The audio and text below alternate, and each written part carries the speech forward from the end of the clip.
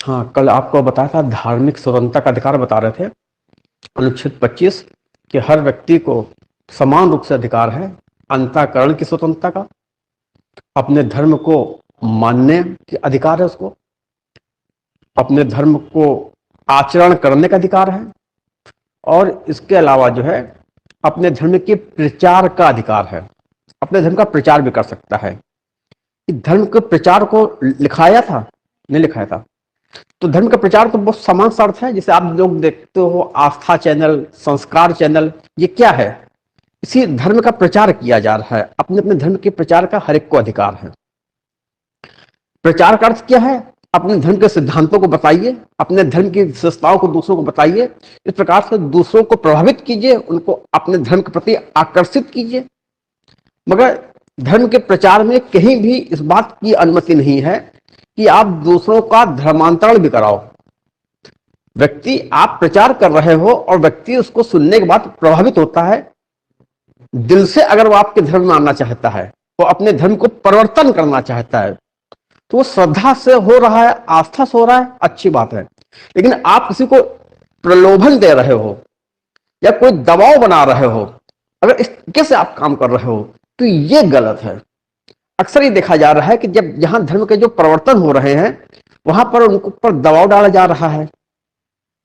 जैसे अक्सर एक लव जिहाद का जो है चर्चा खूब चलती है कि उसमें हिंदू या किसी गैर मुस्लिम लड़की से शादी कर लेना और शादी करने के बाद उसका धर्म परिवर्तन करा देना, तो उसका फिर अगले अभियान पे चले जाना, फिर किसी लड़के से शादी करना तो उसका धर्म परिवर्तन करा देना।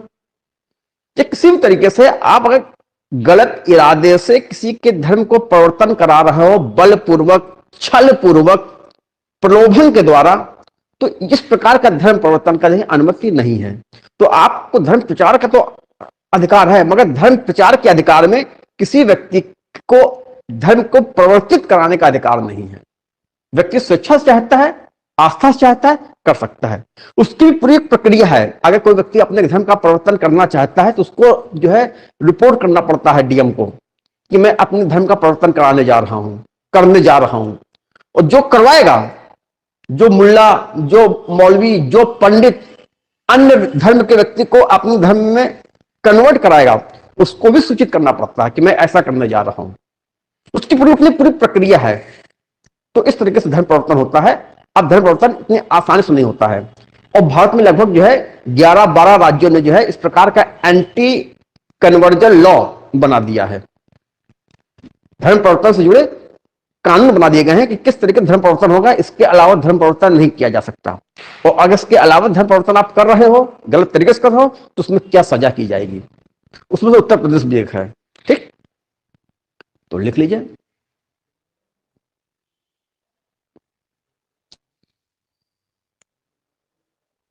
व्यक्ति को अपने धर्म, हेडिंग है धर्म के प्रचार की स्वतंत्रता। व्यक्ति को अपने धर्म के सिद्धांतों, मान्यताओं और विशेषताओं को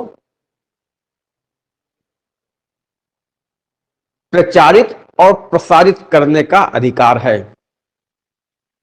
प्रचारित और प्रसारित करने का अधिकार है।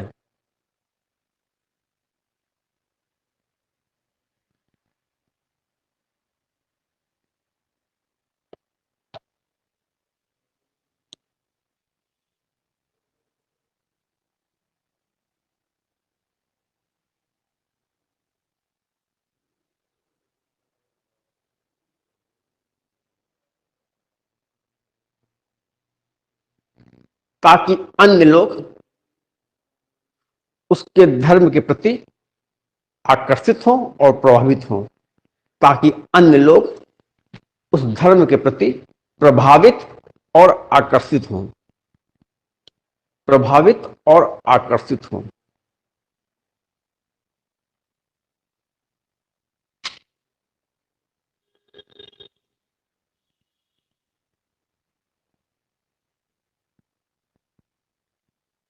परंतु धर्म के प्रचार में, परंतु धर्म के प्रचार की स्वतंत्रता में, परंतु धर्म के प्रचार की स्वतंत्रता में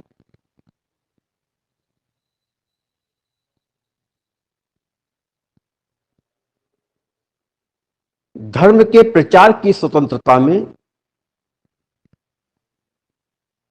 किसी व्यक्ति के धर्मांतरण, किसी व्यक्ति का धर्मांतरण कराने का अधिकार शामिल नहीं है। किसी व्यक्ति का धर्मांतरण कराने का अधिकार शामिल नहीं है।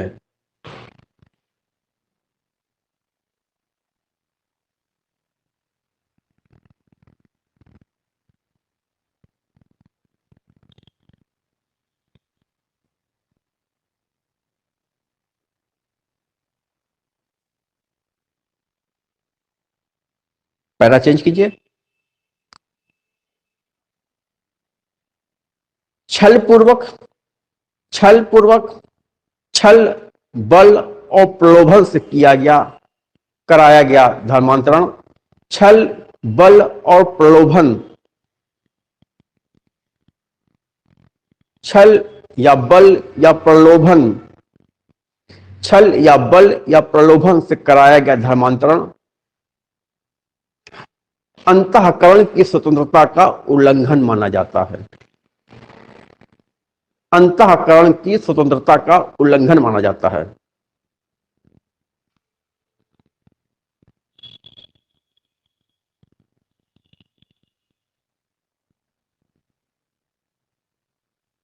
अंतःकरण की स्वतंत्रता का उल्लंघन माना जाता है।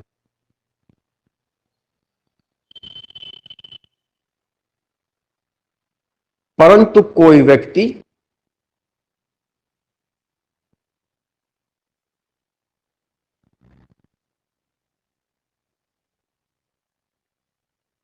परंतु कोई व्यक्ति स्वेच्छा से,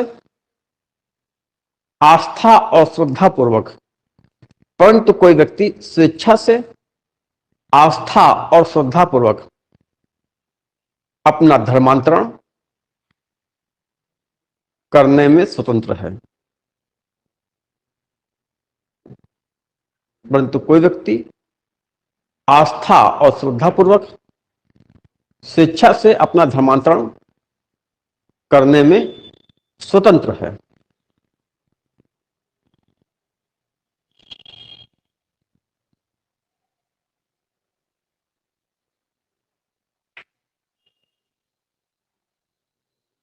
इतनी बात में कोई डाउट तो नहीं? पैरा चेंज कीजिए और लिखिए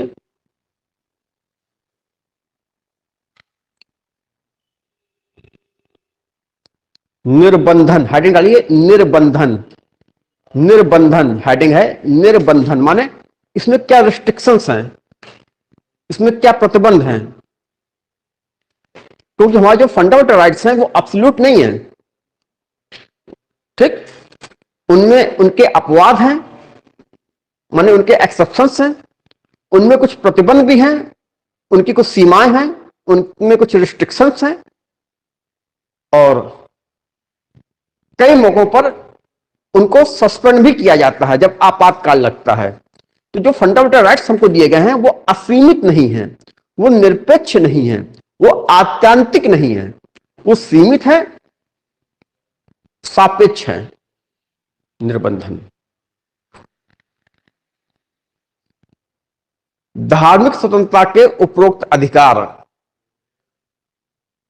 अनुच्छेद 25 के अंतर्गत प्रदान किए गए धार्मिक स्वतंत्रता के उपर्युक्त अधिकार अनुच्छेद 25 द्वारा प्रदान किए गए धार्मिक स्वतंत्रता के उपर्युक्त आधार उपर्युक्त अधिकार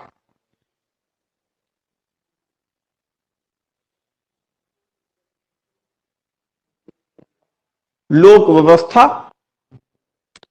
लोक व्यवस्था, सदाचार,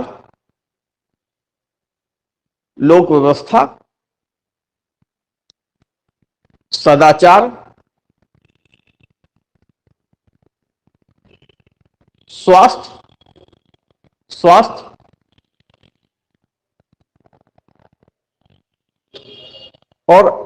और अन्य मूल अधिकारों, अन्य मूल अधिकारों के प्रावधानों के अधीन,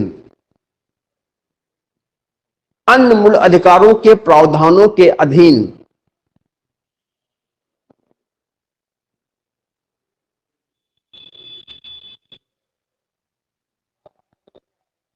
प्रयोग किए जाएंगे।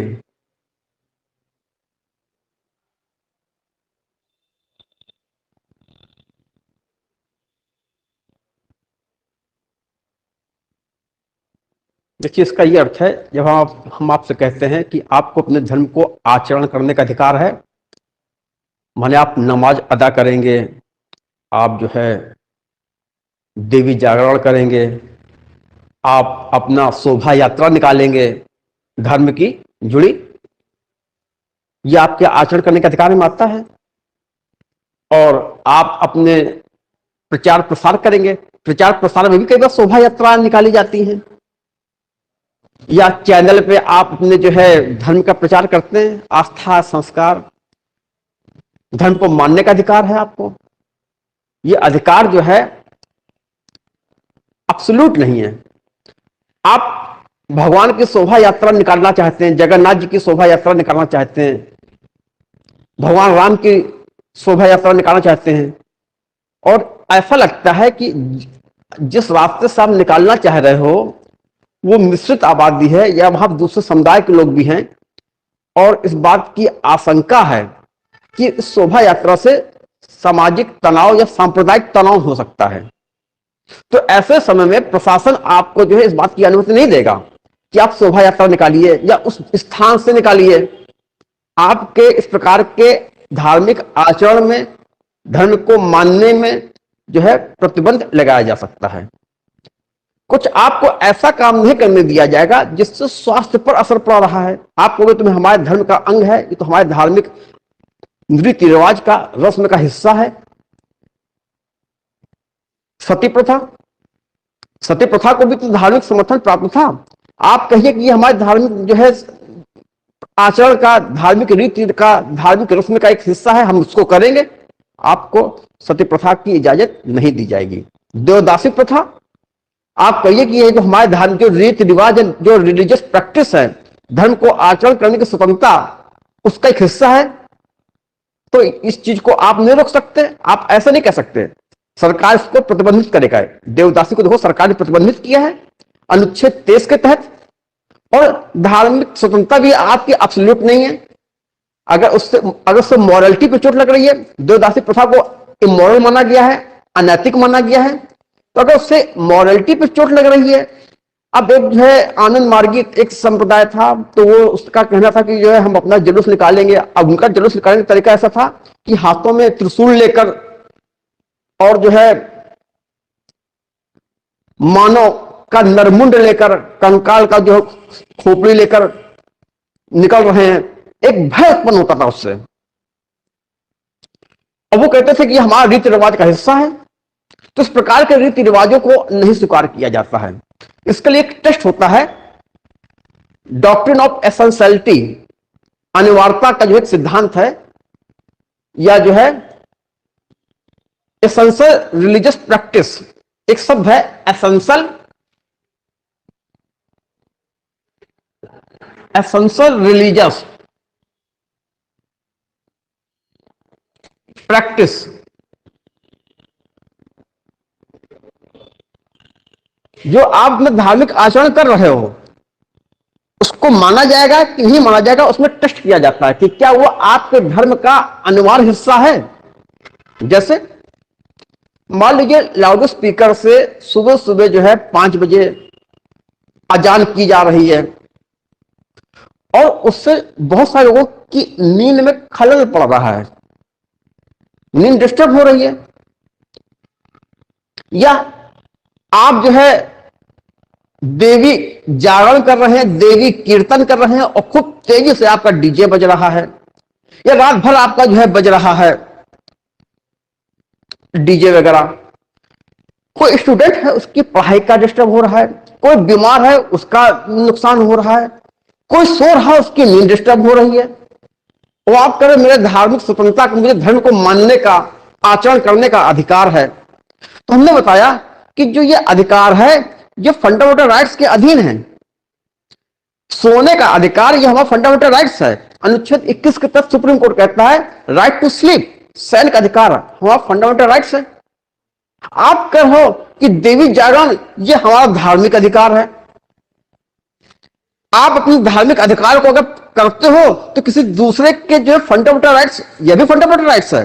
धर्म को मानने का, आचरण करने का, प्रचार करने का, यह आपका फंडामेंटल राइट्स है अनुच्छेद 25 के तहत। लेकिन किसी अन्य व्यक्ति का भी फंडामेंटल राइट्स है कि उसको सोने दिया जाए। एक बीमार व्यक्ति का भी फंडामेंटल राइट्स है कि उसको स्वास्थ्य लाभ दिया जाए। स्टूडेंट्स का फंडामेंटल राइट्स है कि उसको पढ़ने दिया जाए। आप अपने फंडामेंटल राइट्स का प्रयोग करते हो, उसके फंडामेंटल राइट्स का उल्लंघन होता है। तो उसमें साफ लिखा हुआ है कि ये फंडामेंटल राइट्स के अधीन होगा हमारा ये स्वतंत्रता। अगर फंडामेंटल राइट्स का वायलेशन हो रहा है किसी व्यक्ति के, तो हमारी धार्मिक स्वतंत्रता को रिस्ट्रिक्ट किया जा सकता है।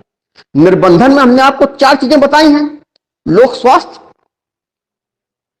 सदाचार, और क्या है, और लोक स्वास्थ्य, सदाचार है, हाँ, और व्यवस्था, पब्लिक ऑर्डर, और फंडामेंटल राइट्स। माने जब आप अपने धार्मिक स्वतंत्रता के अधिकार का प्रयोग करोगे, धर्म को मान रहे हो, धर्म का आचरण कर रहे हो, धर्म का प्रचार कर रहे हो, तो उसमें इस बात का भी ध्यान रखना होगा कि किसी दूसरे व्यक्ति के फंडामेंटल राइट्स का वायलेशन ना हो रहा हो, किसी व्यक्ति के अनुच्छेद 21 का वायलेशन ना हो रहा हो, किसी व्यक्ति के अनुच्छेद 19 का वायलेशन ना हो रहा हो, किसी व्यक्ति के अनुच्छेद 14 का वायलेशन ना हो रहा हो।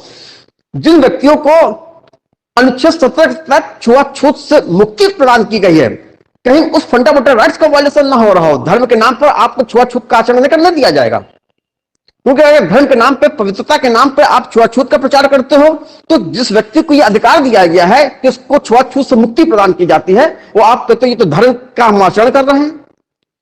तो आपकी धार्मिक स्वतंत्रता को मानने के अधिकार का ये रिस्ट्रिक्शंस है कि जब तक उन्हें चोट नहीं लग रही है, किसी व्यक्ति के फंडामेंटल राइट्स का उल्लंघन नहीं हो रहा है, तब तक आप अपनी धार्मिक स्वतंत्रता का पालन कर सकते हो।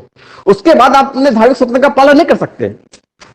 व्यक्ति के फंडामेंटल राइट्स का उल्लंघन नहीं होना चाहिए, पब्लिक ऑर्डर डिस्टर्ब ना होना चाहिए, मॉरलिटी पे चोट नहीं लगना चाहिए। धर्म के मानने के आधार पर आप अनैतिकता का प्रचार प्रसार नहीं कर सकते या अनैतिकता का आचरण नहीं कर सकते। जैसे देवदासी प्रथा, देवदासी प्रथा में क्या था?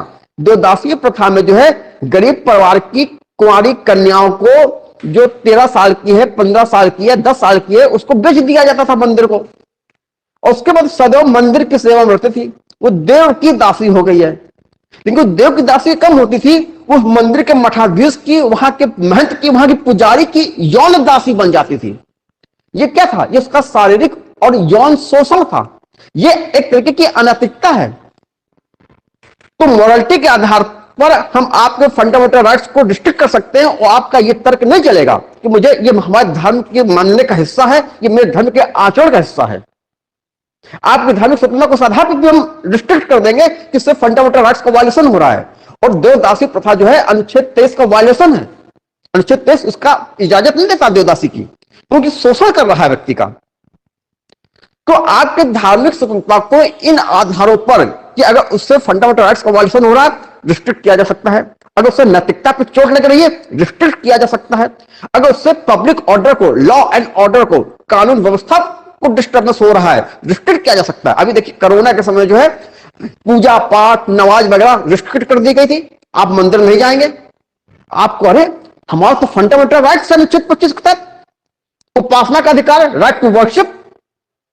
लेकिन नहीं, on the ground of health, on the ground of public health, हम आपके फंडामेंटल राइट्स को रिस्ट्रिक्ट कर देंगे, प्रतिबंधित कर देंगे, आपको इसका प्रयोग नहीं करने देंगे। क्लियर है?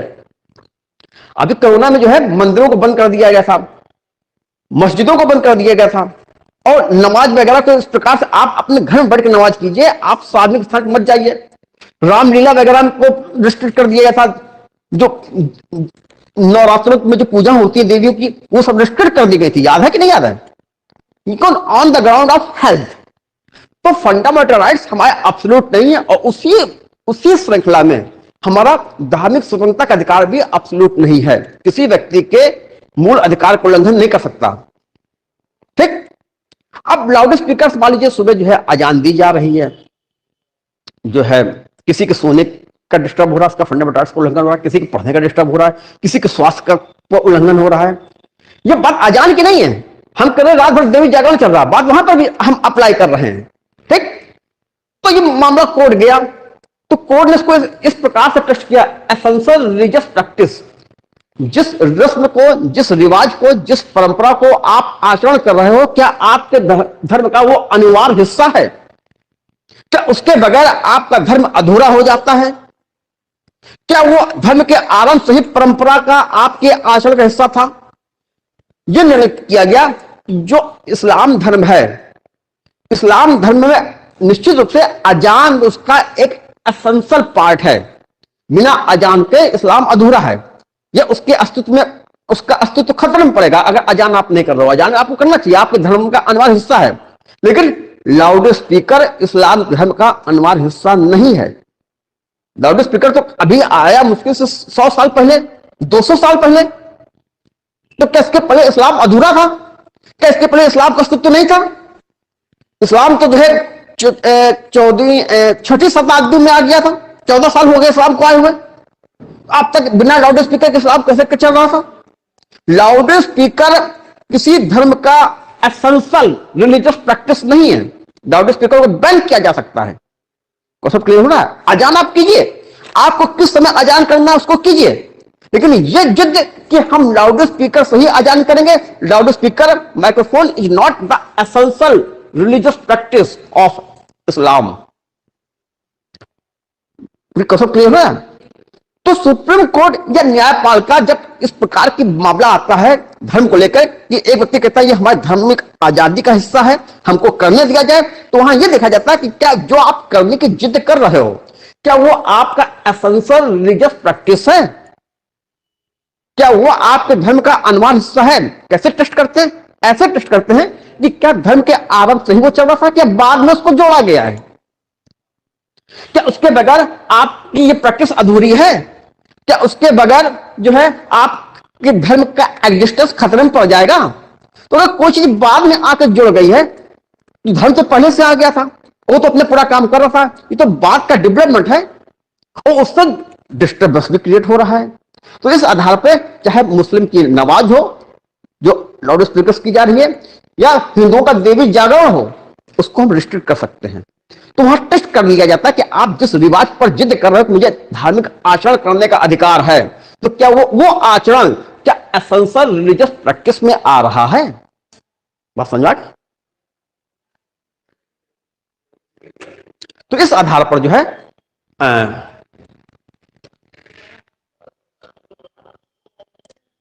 अब देखिए सुप्रीम कोर्ट ने कहा कि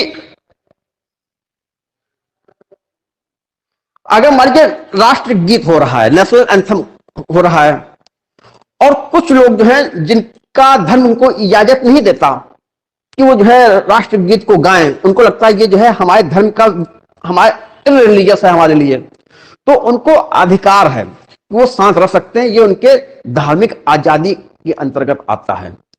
केरल में इस प्रकार का केस हुआ था कि वहां पर जो है जब राष्ट्रगीत हो रहा था तो कुछ मुस्लिम जो है स्टूडेंट्स थे जो चुपचाप खड़े थे, वो नहीं गा रहे थे, तो उनको वहां से हटा भगा दिया गया था, उनको वहां से स्कूल से निष्कासित कर दिया गया था।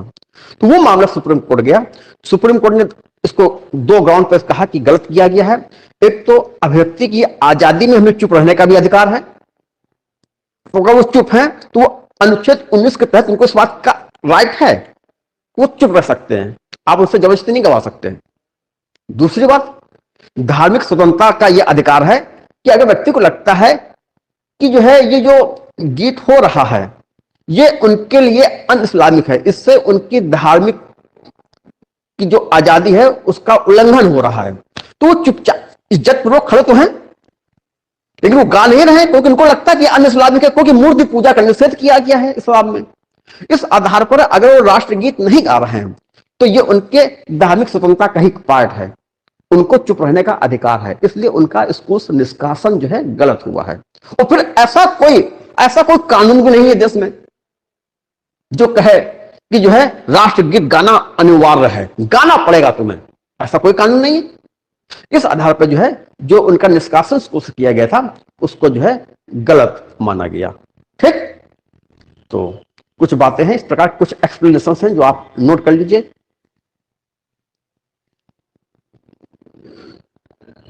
सुप्रीम कोर्ट के अनुसार, सुप्रीम कोर्ट के अनुसार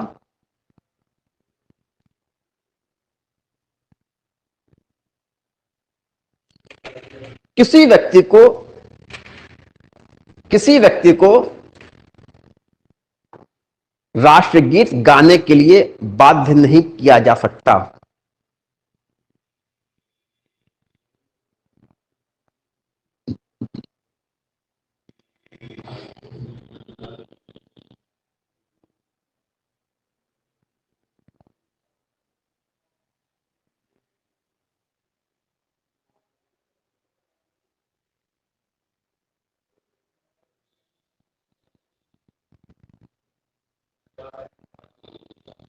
क्योंकि अनुच्छेद 25 के अंतर्गत,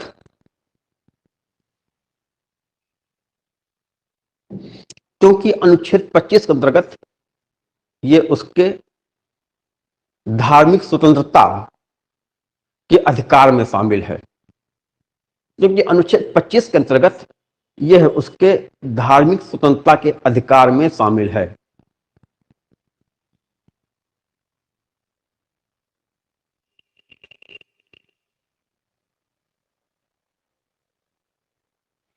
धार्मिक स्वतंत्रता के अधिकार में शामिल है। साथ ही साथ, साथ ही साथ, साथ ही साथ अनुच्छेद 19 के तहत, साथ ही साथ अनुच्छेद 19 के तहत उसके चुप रहने के अधिकार में भी शामिल है।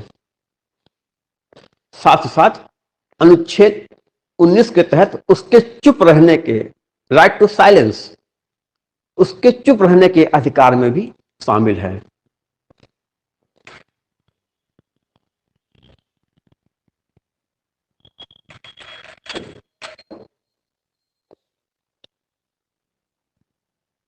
बड़ा चीज कीजिए।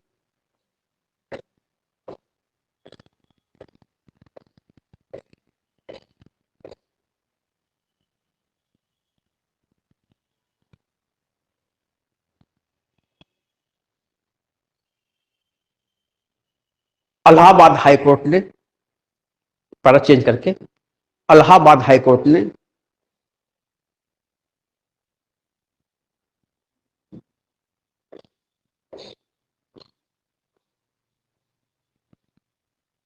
इलाहाबाद हाईकोर्ट ने लाउड लाउड स्पीकर के द्वारा अजान को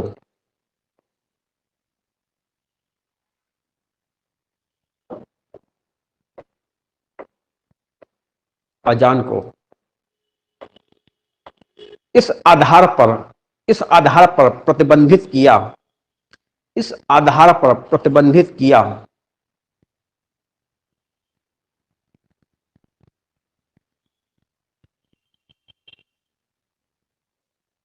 कि ये एसेंशियल रिलीजियस प्रैक्टिस, कि ये एसेंशियल रिलीजियस प्रैक्टिस का भाग नहीं है, कि ये एसेंशियल रिलीजियस प्रैक्टिस, अनिवार्य धार्मिक आचरण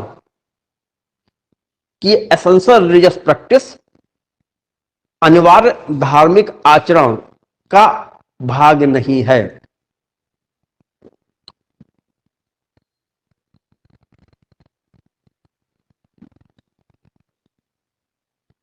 और ये व्यक्तियों के, और ये व्यक्तियों के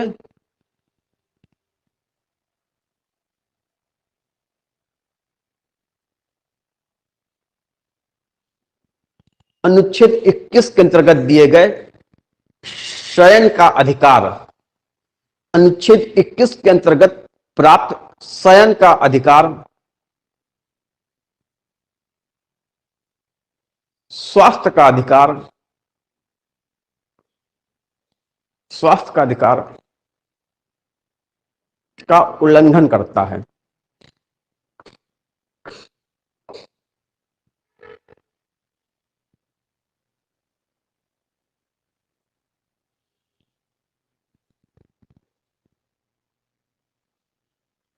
देखिए, कल्पना कीजिए जब आज से जो है 7वीं सदी में जब इस्लाम का अस्तित्व आया, मान लीजिए तब लाउड स्पीकर होता और मोहम्मद पैगंबर लाउड स्पीकर से ही अजान करते और इसी बात की लोगों से कहते और तब से लाउड स्पीकर से ही अजान किया जा रहा होता, तो आज ये तर्क चल जाता कि हमारा एसेंशियल रिलीजियस प्रैक्टिस है, जब से इस्लाम अस्तित्व में आया है तब से लाउड स्पीकर से ही अजान की परंपरा रही है।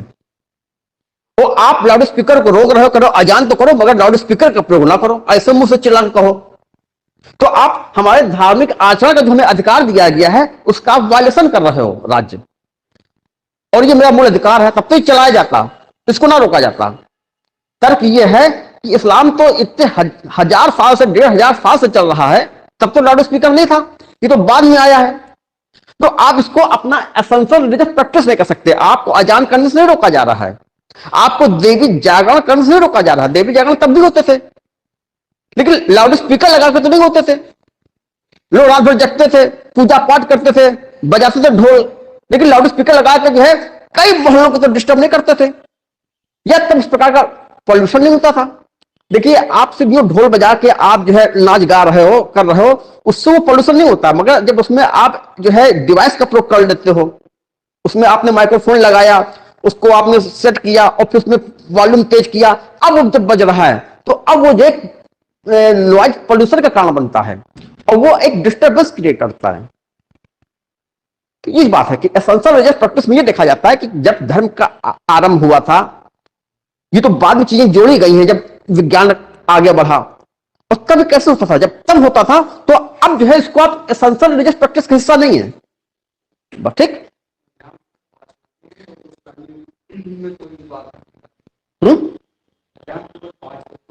अजान 5 होती है,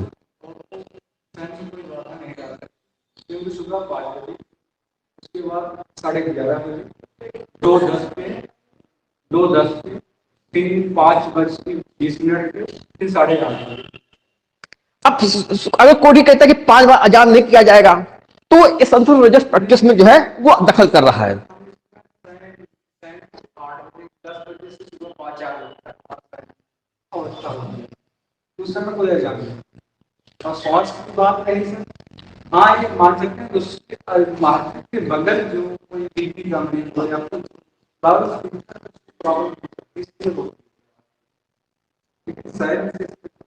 नहीं, शरीर पे असर कैसे नहीं पड़ता है। ये आपने कितने बजे, आप 5 बजे, ठीक, ये कहना 5 बजे,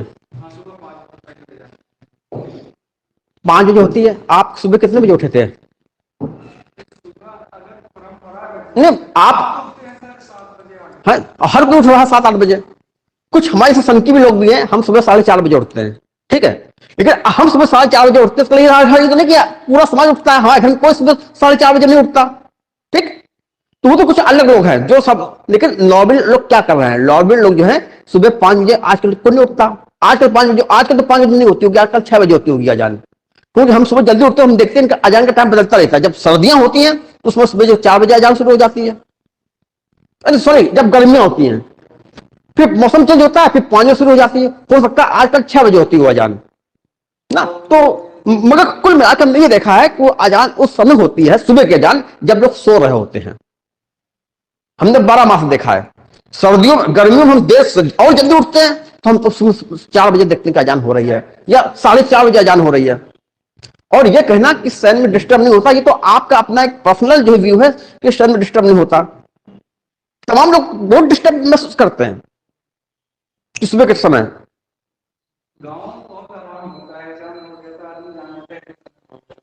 तो वो उसको तो वो जिनको जल्दी उठना है उनके लिए आराम है, हमको जल्दी उठने के लिए हमको अलार्म लगाना पड़ता है, हमारे लिए अलार्म से बहुत आराम है, लेकिन हमारे साथ सोने वाले दूसरों को वही अलार्म डिस्टर्ब करता है। जैसे मेरे मोबाइल का अलार्म बजता है, सबसे पहले हम ये काम करते हैं उस अलार्म को बंद करते हैं, क्योंकि वो अलार्म हमें डिस्टर्ब नहीं कर रहा है, वो तो हमें एक्टिव कर रहा है। लेकिन जो नहीं उठना चाहता है वो अलार्म उनको डिस्टर्ब कर रहा है। और देवी जागरण वो तो रात भर चलता है, मोहल्ले में पता देवी जागरण हो रहा है, कोई पढ़ना चाह रहा है उसका डिस्टर्ब हो रहा है। अक्सर लोग लेट नाइट रीडर होते हैं, लेट नाइट पढ़ते हैं, और वो रात में से ही शुरू होता है 12 बजे से, ठीक। कोई बीमार है, कोई पढ़ना चाह रहा है, तो चीज है। तो अगर ये इस प्रकार से उसके मौलिक अधिकार का वायलेशन होता है तो आपको पूजा करने से नहीं रोका गया है। अगर ये कहा जाता है कि 5 बार अजान नहीं की जाएगी तो आपके एसेंशियल रिलीजियस प्रैक्टिस में हस्तक्षेप किया जा रहा हो, इस बात का अधिकार नहीं है। क्योंकि मूल अधिकार आपको दिया गया है धर्म के आचरण करने का। एसेंशियल रिलीजियस प्रैक्टिस 5 बार है, आप करिए 5 बार। लेकिन लाउड स्पीकर सही करेंगे तो लाउड स्पीकर जो है आपके इस्लाम का अनिवार्य हिस्सा नहीं है। लाउड स्पीकर हिंदू धर्म का, ये मंदिरों में आप लगा रहे हैं लाउड स्पीकर, ये चीज वहां पर भी बैन है, वहां पर भी नहीं करना है। आप अपने धर्म का पालन कीजिए, मगर मॉरलिटी पर चोट नहीं लगनी चाहिए, हेल्थ पर चोट नहीं लगनी चाहिए। इसी प्रकार से कई मौके पर जो है जब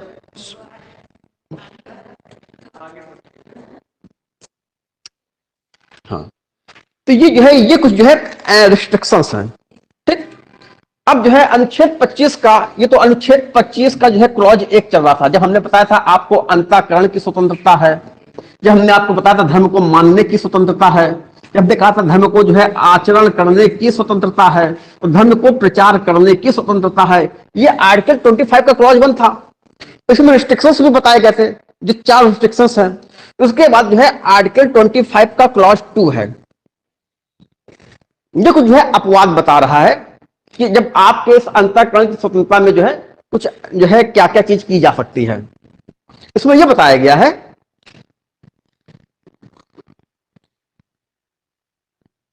कि धर्म से जुड़ा बहुत सारे गैर धार्मिक क्रियाकलाप होते हैं, जिसको हम कहते हैं लौकिक। हर धर्म से जुड़ी कुछ गैर धार्मिक गतिविधियां होती हैं, हर धर्म से जुड़ी कुछ लौकिक गतिविधियां होती हैं। कुछ आर्थिक गतिविधियां हो सकती हैं, कुछ वित्तीय गतिविधियां हो सकती हैं, कुछ राजनीतिक गतिविधियां हो सकती हैं। तो धर्म से जुड़ी जो सेकुलर एक्टिविटीज हैं उनको जो है रिस्ट्रिक्ट और रेगुलेट किया जा सकता है। मतलब मान लीजिए आप कोई गुरुद्वारा है, गुरुद्वारा में कुछ तो धार्मिक काम होंगे। अब गुरुद्वारा के बाहर कुछ जो है कुछ इस प्रकार की सोचने से वहां कुछ दुकानें हैं जो गुरुद्वारा ने किराए पर दे रखी हैं, ऐसा हो सकता है कि नहीं हो सकता है? या किसी धार्मिक संस्थान में वहां रहने की व्यवस्था की जाती है। जब आप जाते हो, मान लीजिए आप शांति कुंज जाओगे, हरिद्वार में है, तो वहां पर लोग जाते हैं 9 दिन के लिए, वहां पर शिविर अटेंड करते हैं, तो उनकी वहां रहने की व्यवस्था होती है। जो रहने की व्यवस्था है ये धार्मिक चीज नहीं है। वहां जो धार्मिक रस्म हो रही है, जो हवन पूजन हो रहा है वो धार्मिक है, लेकिन वहां पर रहने के लिए धर्मशाला की व्यवस्था की गई है, वहां रहने के लिए खाने पीने की व्यवस्था की गई, वहां कैंटीन है, वहां पर जो है दूसरे कंपनियों के अपने जो है कैंटीन वहां पर हैं। ये क्या है? हर धर्म से जुड़ी कुछ गैर धार्मिक गतिविधियां होती हैं, होती कि नहीं होती हैं? तो जो धर्म से जुड़ी गैर धार्मिक गतिविधियां हैं उनको जो है राज्य को अधिकार है उसको रिस्ट्रिक्ट किया जा सकता है, माने उसको रेगुलेट किया जा सकता है, उसको नियंत्रित किया जा सकता है। ये कह रहा है आपको धार्मिक आजादी है, मगर धर्म से जुड़ी जो जितनी गैर धार्मिक या लौकिक गतिविधियां हो रही हैं वहां पर राज्य जो है अपने कुछ रिस्ट्रिक्शंस, अपने कुछ रेगुलेशंस अप्लाई कर सकता है। यह समझाया गया है। इसके साथ साथ यह भी बताया गया है कि समाज सुधार के लिए, सामाजिक कल्याण के लिए जो है नियम बनाए जा सकते हैं। अब वहां पर आप ये नहीं कहोगे ये तो हमारी धार्मिक आजादी है।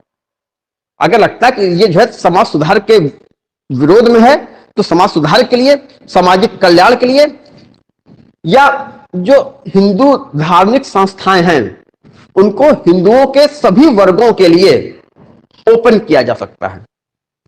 आप ही कहोगे तो धार्मिक आजादी का उल्लंघन हो रहा है, ये चीज है।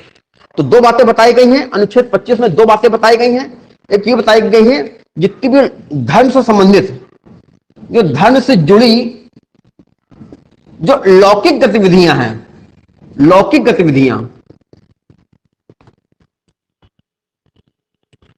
जो धार्मिक गतिविधियां उनको डिस्टर्ब नहीं किया जा रहा है। धर्म से जुड़ी जो लौकिक गतिविधियां हैं उनको जो है रेगुलेट और रिस्ट्रिक्ट किया जा सकता है। और दूसरा बताया जा रहा है जो समाज सुधार के लिए, समाज सुधार, समाज कल्याण के लिए आपके धर्म को जो है धर्म से जुड़े कुछ नियम सरकार के द्वारा बनाए जा सकते हैं। ठीक, जैसे कि मंदिरों को जो है हिंदुओं के सभी वर्गों के लिए खोला जा सकता है, इस प्रकार के नियम बनाए जा सकते हैं। जैसे कि सबरीमाला का मंदिर देखो खोला गया महिलाओं के लिए, उनने भी कहा था कि हम तो ये तो हमारा धार्मिक रीति रिवाज का हिस्सा है कि यहाँ पर महिलाएं नहीं जाएंगी, तर्क ये दिया गया था। तो ये तर्क आया कि वो महिलाएं नहीं जाएंगी, ये एसेंशियल रिलीजियस प्रैक्टिस का हिस्सा नहीं है, ये चीजें बाद में आई कि महिलाएं नहीं जाएंगी। तो इस आधार पर देखा जाता है कि क्या वो एसेंशियल रिलीजियस प्रैक्टिस है। अगर एसेंशियल रिलीजियस प्रैक्टिस नहीं तो आप ये नहीं कहोगे कि ये तो हमारे धार्मिक आचरण का हिस्सा है कि हम महिलाएं नहीं जाएंगी। तो इस प्रकार से जब ये लगता है कि जो है समाज सुधार करना है, समाज कल्याण करना है, छुआछूत को मिटाना है, कुल मिला के या फिर जो है जो हमारे फंडामेंटल राइट्स हैं उनको सुरक्षित रखना है, तो इस प्रकार के नियम बनाए जा सकते हैं। ठीक, ये बात समझ आ रही है? लिख लीजिए।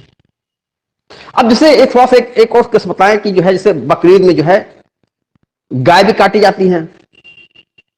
आपको क्या गाय काटना ये हमारे जो है इस्लाम धर्म का जो है हमारे धर्म की आजादी का एक हिस्सा है, और उसको हमसे अगर कोई छीनता है तो हमारा अनुच्छेद 25 का उल्लंघन कर रहा है। तो यहां पर भी जो है कोर्ट ने, न्यायालय ने यह कहा कि देखिए ये आपको बलि देनी है, लेकिन गाय की ही बलि देनी है। ये गाय की बलि जो है एसेंशियल रिलीजियस प्रैक्टिस नहीं है। बलि है, आपको बलि देनी है, ये तो एसेंशियल रिलीजियस प्रैक्टिस है, लेकिन गाय की ही बलि देनी है, ये एसेंशियल रिलीजियस प्रैक्टिस नहीं है। गाय के अलावा आप दूसरी चीज की बलि दे सकते हैं।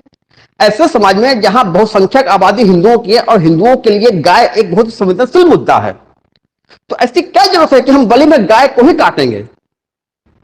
ठीक, तो गाय को इस आधार, गाय की बलि को बकरीद में इस आधार पर रिस्ट्रिक्ट किया जा सकता है कि वो बलि आपके इस्लाम का एसेंशियल रिलीजियस प्रैक्टिस हो सकता है, लेकिन गाय की ही बलि देना, जब इससे हिंदुओं का एक बड़ा वर्ग जो है आक्रोश में आ जाता है, उसकी भावना को चोट लगती है, तो गाय की ही बलि जो है एसेंशियल रिलीजियस प्रैक्टिस नहीं है। तो आप अगर गाय की बलि पर अड़े हो कि हम गाय की ही बलि देंगे, ये हमारी धार्मिक आजादी है, तो ये आजादी आपकी धर्म की नहीं है, इसको रिस्ट्रिक्ट किया जा सकता है।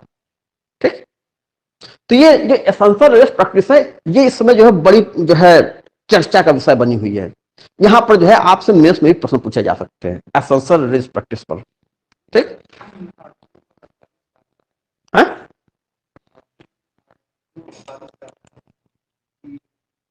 कोई नहीं ज्ञान नहीं दिया जाएगा, उसके बाद उसको काट दिया जाएगा।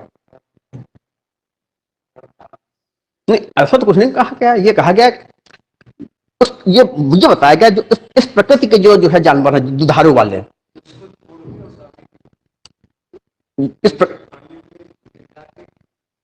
नहीं उसमें काटने की तो कोई बात नहीं कही गई है, उनके सुधार की बात कही गई है।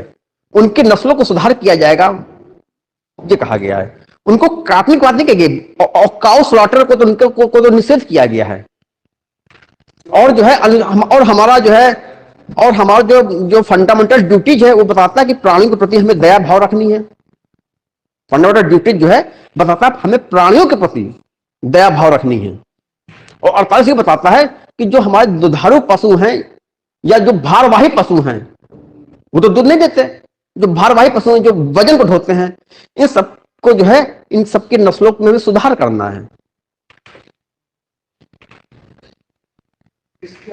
और गाय गोवध का निषेध किया गया है, उसमें गोवध का निषेध भी किया गया है। लेकिन चूंकि वो जो है डायरेक्टिव प्रिंसिपल है, डायरेक्टिव प्रिंसिपल वो जो है स्टेट के वो एनफोर्सेबल नहीं है, कोर्ट के द्वारा एनफोर्सेबल नहीं है, न्यायालय के द्वारा वो प्रवर्तनीय नहीं है। अगर सरकार उनको नहीं मानती है तो इस पर कुछ किया नहीं जा सकता। सरकार कानून बना के उसको लागू कर देती तब तो हमें मिल जाएंगे, तब तो लागू हो जाएंगे। अगर सरकार उस ध्यान नहीं देती है तो कुछ नहीं किया जा सकता। जैसे कई राज्यों ने गो हत्या पर कानून बना दिया है, गाय हमारे राज्य में नहीं काटी जाएंगी तो वहां नहीं काटी जाएंगी। कई राज्यों में ऐसा कोई कानून नहीं है, वहां गाय काटी जाती है। उत्तर भारत की बात बता रहे हैं, वहां गाय काटी जाती है क्योंकि उनके पास ऐसा कोई कानून नहीं है। और डायरेक्टिव प्रिंसिपल कहता है गो हत्या का निषेध, मगर डायरेक्टिव प्रिंसिपल को लाना या न लाना ये सरकार के ऊपर है। जिस राज्य ने कानून बना के उसका निषेध कर दिया और वहां पर गो हत्या जो है जुर्म हो गया, लेकिन जिस राज्य ने जो है कानून बना के उसका निषेध नहीं किया वहां पर गो हत्या आप कर सकते हो, वहां कोई जुर्म नहीं है, वहां कोई गैर कानूनी नहीं है। जैसे मान लीजिए केरल है, केरल में मार्क्सवादी सरकार है और शायद वहां पर जो है गो हत्या का निषेध नहीं है, तो वहां पर आप काट सकते हो। जबकि डायरेक्टिव प्रिंसिपल बताता है कि गो हत्या का निषेध है, मगर डायरेक्टिव प्रिंसिपल का चरित्र ऐसा है कि अगर सरकार कानून मान के उसको लागू करेगी तभी लागू होगा। सरकार कानून मान के उसको लागू नहीं करती तो कोई व्यक्ति कोर्ट जाकर सरकार पर दबाव नहीं डाल सकता कि इसको लागू किया जाए, क्योंकि कोर्ट ये कहेगा ये डायरेक्टिव प्रिंसिपल का मामला है और डायरेक्टिव प्रिंसिपल का मामला सरकार के ऊपर है। वो उचित समझेगी तो उसको लागू करके आपको प्रोवाइड कर देगी, उचित नहीं समझेगी आपको प्रोवाइड नहीं करेगी। ठीक।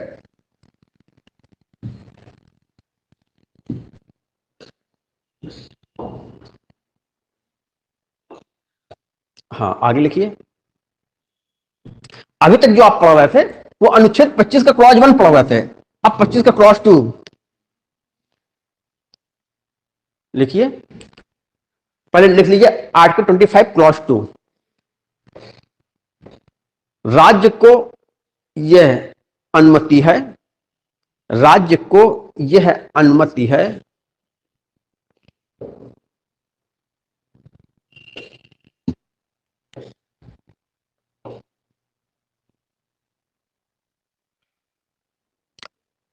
अब नीचे लिखिए ए, नीचे लिखिए, नीचे नेक्स्ट पैरा में ए, ये किसी धर्म से जुड़ी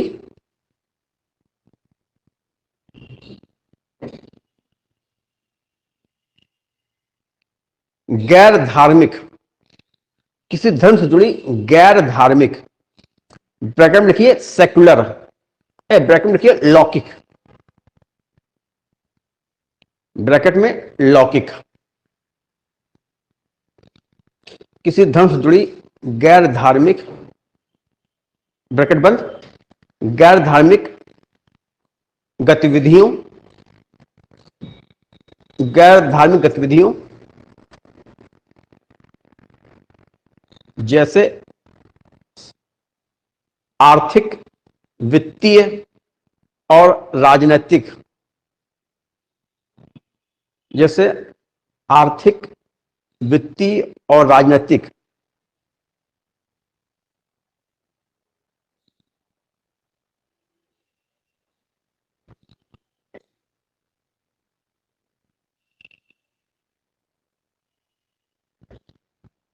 को को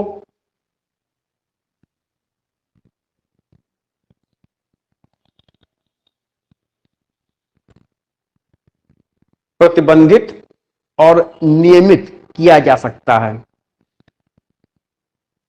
को प्रतिबंधित और नियमित किया जा सकता है।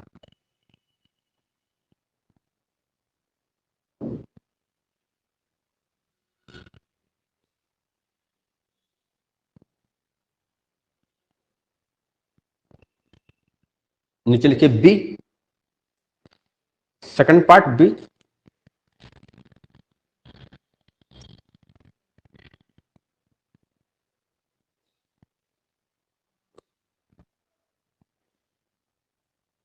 राज्य समाज कल्याण, राज्य समाज कल्याण और सुधार, और सुधार के लिए व्यवस्था, के लिए व्यवस्था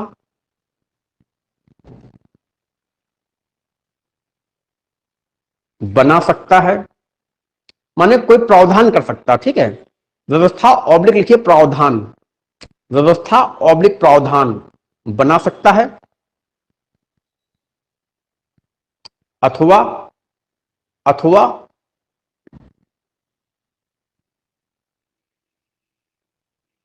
हिंदुओं के धार्मिक संस्थाओं, हिंदुओं के धार्मिक संस्थाओं अथवा हिंदुओं के धार्मिक संस्थाओं को हिंदुओं के सभी वर्ग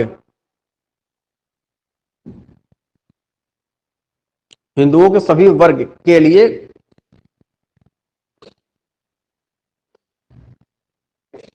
खोल सकता है।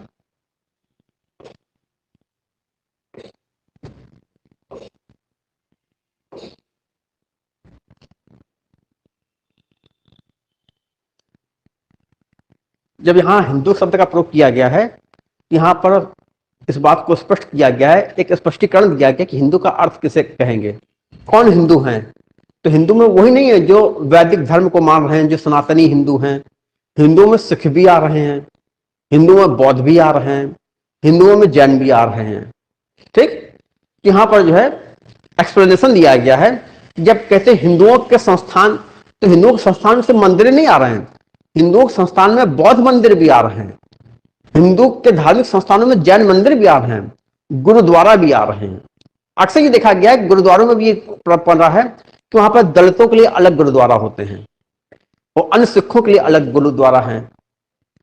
हिंदू में तो खुद देखा जाता है कि जो है कि मंदिर में जो है स्त्रियां प्रवेश नहीं कर रही हैं, या जो है छुआछूत के नाम पर जो है जो शूद्र हैं उनको मंदिर में प्रवेश नहीं करने दिया जा रहा है। इस प्रकार से कई जो है किस्से कहानियां जो है सामने आते रहते हैं। तो राज्य को इसी बात का अधिकार है कि जो हिंदू मंदिर हैं, जो हिंदू धार्मिक संस्थान हैं, उसको हिंदुओं के सभी वर्ग के लिए खोला जा सकता है। और बताया गया है कि हिंदू में कौन कौन है। तो लिखिए स्पष्टीकरण, स्पष्टीकरण, कुछ स्पष्टीकरण दिया गया है। एक तो यह स्पष्टीकरण दिया गया है कि अगर सिख लोग जो है अपने साथ कृपाण का धारण करते हैं, अपने साथ कृपाण लेके चलते हैं, तो ये उनको धर्म के मानने का ही एक हिस्सा होगा। ठीक, सिखों का अधिकार है वो अपने साथ कृपाण को धारण कर सकते हैं। जो स्पष्टीकरण जो प्रथम यह है, लिखिए सिखों द्वारा कृपाण, सिखों द्वारा कृपाण को धारण करना और रखना, सिखों द्वारा कृपाण को धारण करना और रखना, सिखों द्वारा कृपाण को धारण करना और रखना उनके धर्म के मानने का, उनके धर्म के मानने का हिस्सा होगा।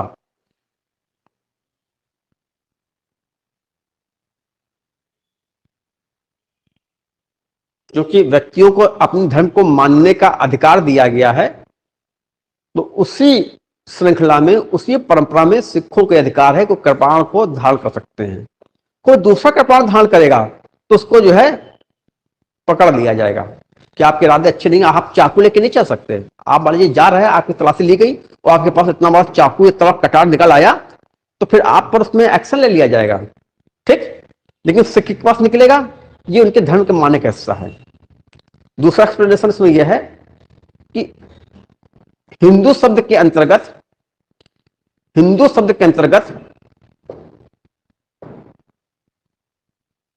बौद्ध, जैन और सिख भी शामिल हैं। हिंदू शब्द के अंतर्गत बौद्ध, जैन और सिख भी शामिल हैं।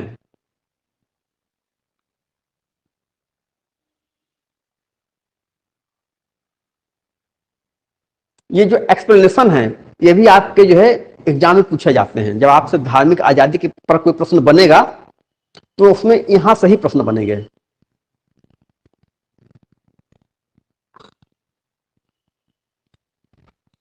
ठीक, देखिए आपने क्या पढ़ा अनुच्छेद 25 में, आपने अनुच्छेद 25 पढ़ा, आपको 4 प्रकार की स्वतंत्रताएं और अधिकार दिए गए हैं। अंतःकरण की स्वतंत्रता, धर्म को मानने का अधिकार, धर्म को आचरण करने का अधिकार और धर्म को प्रचार करने का अधिकार। ठीक, फिर आगे स्पष्ट किया गया है धर्म के प्रचार करने में आपको इस बात का अधिकार बिल्कुल नहीं है कि आप किसी के धर्म को परिवर्तित करा दो। इस बात को खूब अच्छी तरह समझिएगा, धर्म के प्रचार में धर्मांतरण का अधिकार शामिल नहीं किया गया। फिर आगे बताया गया है कि आपको ये अधिकार दिए गए हैं, इनमें 4 आधार पर प्रतिबंध लगाया जा सकता है। एक तो आधार है लोक व्यवस्था, माने लॉ एंड ऑर्डर डिस्टर्ब नहीं होना चाहिए, कि दंगा हो रहा है, सांप्रदायिक दंगा हो रहा है, कानून व्यवस्था पर चोट लग रही है, तो आपके धार्मिक आजादी को प्रतिबंधित कर दिया जाएगा। ठीक, दूसरा सदाचार, धर्म के आड़ में कुछ अनैतिक काम नहीं करने दिए जाएंगे। धर्म को, धर्म के साथ अनैतिकता भी खूब जुड़ी देखी गई है। तो धर्म के साथ अनैतिक कार्यों की मनाही है, वो आपको आजादी नहीं है करने की। इस आधार पे आपके धार्मिक गतिविधियों को रिस्ट्रिक्ट किया जाएगा। तीसरा, स्वास्थ्य, जब स्वास्थ्य पर संकट पड़ेगा, पब्लिक हेल्थ पर चोट आ रही है, आपकी धार्मिक आजादी को प्रतिबंधित कर दिया जाएगा। चौथा, मूल अधिकार, आप अपने जब धर्म की आजादी का प्रयोग कर रहे हो तो आपको इस बात का भी ध्यान रखना पड़ेगा कि आपकी इस आजादी के प्रयोग में अन्य व्यक्तियों के मूल अधिकार का उल्लंघन नहीं होना चाहिए। अगर कोई टकराहट होती है तो अन्य व्यक्ति के मूल अधिकार की रक्षा की जाएगी और आपकी धार्मिक आजादी को रिस्ट्रिक्ट कर दिया जाएगा। ठीक, फिर बताया गया है धर्म से जुड़ी जो गैर धार्मिक गतिविधियां होती हैं, धर्म से जुड़ी कोई राजनीतिक गतिविधि हो रही है, धर्म से संबंधित कोई जो है वित्तीय गतिविधि हो रही है, धर्म से संबंधित कोई जो है आर्थिक गतिविधि हो रही है, उसको रिस्ट्रिक्ट किया जा सकता है। जैसे मान लीजिए मंदिर खूब चढ़ावा चढ़ता है, पैसा आता है, उस पैसे का हिसाब किताब होता है कि नहीं होता है, सरकार इस चढ़ावे को लेकर रिस्ट्रिक्ट कर सकती है कि जितना चढ़ावा आ रहा है वो सब सरकारी खजाने में आएगा। तो वहां से हम जो है मंदिर के जो पुजारी हैं, मंदिर का जो प्रबंध है, वहां पर हम बांटेंगे, ऐसा कर सकती है ना। तो धर्म को, आपको धार्मिक आजादी दी गई है वहां, लेकिन धर्म से जुड़ी जो गैर धार्मिक गतिविधियां हो रही है पैसा रुपया की, सरकार वहां पर नियम बना सकती है, कानून बना सकती है, उसको रिस्ट्रिक्ट कर सकती है। तो धर्म से जुड़ी गैर धार्मिक गतिविधियों को रिस्ट्रिक्ट किया जा सकता है। दूसरा, अगर समाज सुधार करना है, समाज कल्याण करना है, तो वहां पर भी जो है कानून बनाया जा सकता है, वहां पर भी नियम बनाए जा सकते हैं। और आप ये नहीं कहोगे कि हमारी धार्मिक आजादी पर सरकार जो है हस्तक्षेप कर रही है। जो हिंदू धार्मिक संस्थान है उसको हिंदुओं के सभी वर्गों के लिए, all sections and classes of Hindu, उसको थ्रो ओपन, खोला जा सकता है। हिंदू में कौन कौन आ रहा है? हिंदुओं में न सिर्फ सनातनी हिंदू आ रहा है जो वेदों को मानता है, हिंदुओं में सिख भी आ रहे हैं, बौद्ध भी आ रहे हैं और जैन भी आ रहे हैं। देखो, बौद्ध और जैन वेदों को नहीं मानते, ठीक, ये भी आ रहे हैं। और सिखों को धर्म के मानने में कृपा रखने का अधिकार शामिल है। ये पूरा उसकी समरी हो गई, यहां से प्रश्न बनते हैं। ठीक, अब जो है अगली आजादी जो है अनुच्छेद आपका 26 क्या है बताइए? धार्मिक कार्यों के प्रबंध की स्वतंत्रता।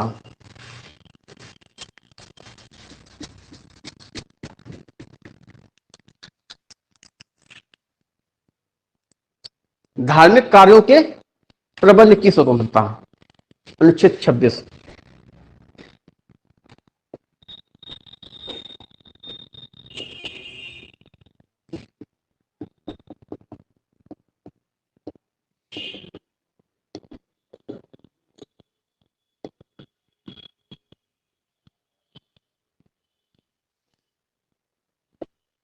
इसमें जो है आपको 4 प्रकार के अधिकार दिए गए हैं।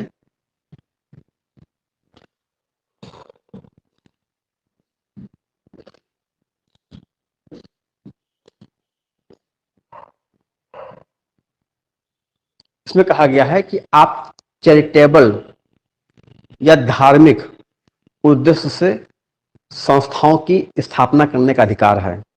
आप उस प्रकार की संस्थाएं बनाने का अधिकार है, स्थापित कर सकते हैं जिनका उद्देश्य चैरिटेबल है। चैरिटेबल माने दान पुण्य करने के लिहाज से, कि आपने प्याऊ खोला, आपने कोई इस प्रकार से धर्मार्थ संस्था खोली, ठीक है, जहां गरीब बच्चों की आप सहायता कर रहे हो, वृद्धाश्रम खोल रहे हो, इस प्रकार से नहीं होते हैं, विधवाओं का आश्रम खोल रहे हो। तो यहाँ पे कहा गया धार्मिक कार्यों को प्रबंध करने की स्वतंत्रता में यहाँ ये बताया गया है कि आपको इस बात का अधिकार है कि आप चैरिटेबल या धार्मिक उद्देश्यों से संस्थाओं की स्थापना कर सकते हो। ठीक, पहले आप समझ लीजिए ये क्या है। ये जो है जो चैरिटेबल पर्पस है, जो चैरिटेबल या रिलीजियस जो संस्थाएं हैं की स्थापना का अधिकार, की स्थापना, यह अधिकार दिया गया है।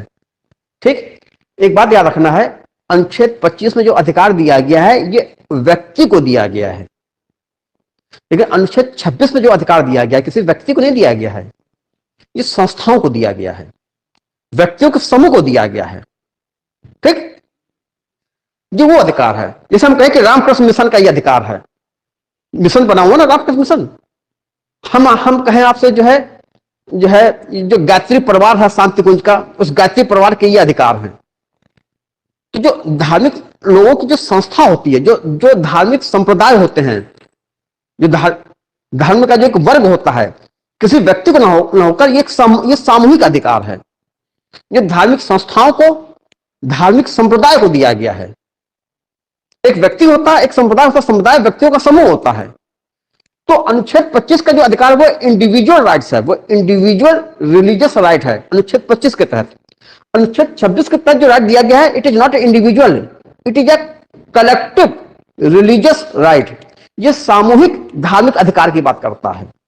ठीक, तो उस सामूहिक धार्मिक अधिकार में एक तो यह है कि ऐसे संप्रदाय, ऐसा धार्मिक समूह को अधिकार है कि वो जो है चैरिटेबल, माने दान पुण्य के उद्देश्य से, धार्मिक उद्देश्यों से संस्थाओं की स्थापना करे। आगे अधिकार यह है अपने धर्म से जुड़े मामलों का वो जो है प्रबंधन करे। Right to manage its religious affairs, धर्म से जुड़े मामलों, धार्मिक मामलों से जुड़े कार्यों का प्रबंधन करने की स्वतंत्रता है। दूसरा जो है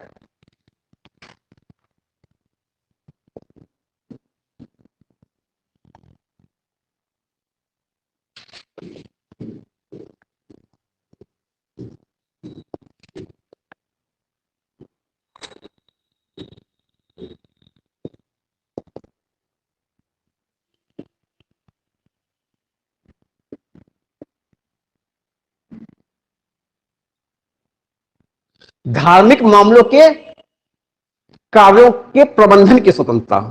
अभी लिखा देंगे, हम आपको लिखा देंगे। तीसरा है चल अचल संपत्ति का अर्जन और स्वामित्व का अधिकार।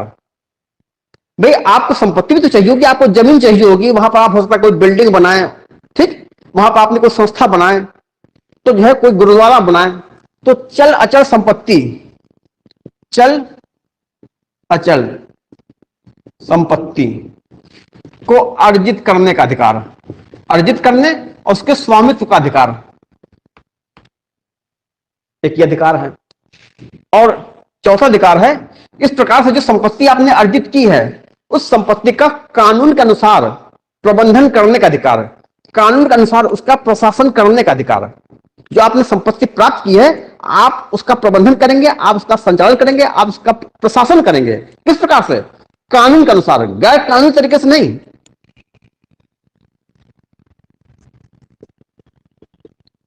संपत्ति के प्रशासन का अधिकार। इस प्रकार से 4 अधिकार दिए गए हैं। तो सबसे पहले लिखिए, जहां अनुच्छेद 25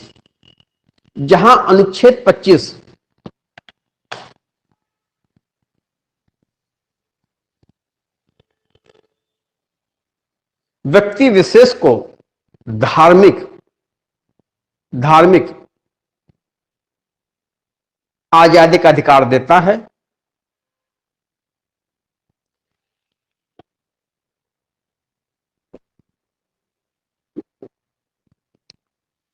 यहां अनुच्छेद 25 व्यक्ति विशेष को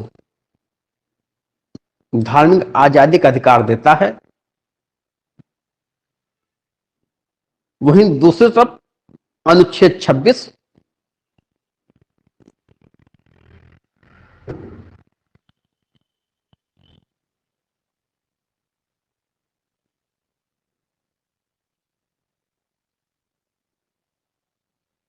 धार्मिक संप्रदायों को, धर्म से जुड़े संप्रदायों को, वहीं अनुच्छेद 25 धर्म से जुड़े संप्रदायों को, धर्म से जुड़े संप्रदायों को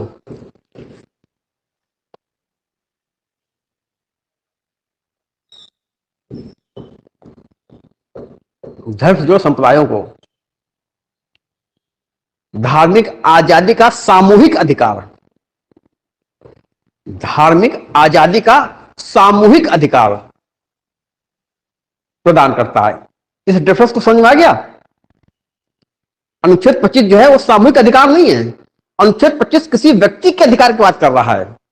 अनुच्छेद 26 जो है किसी व्यक्ति के अधिकार की बात नहीं कर रहा है, ये सामूहिक धार्मिक आजादी दे रहा है, किसी धार्मिक संप्रदाय को आजादी दे रहा है, किसी व्यक्ति विशेष को आजादी नहीं दे रहा है।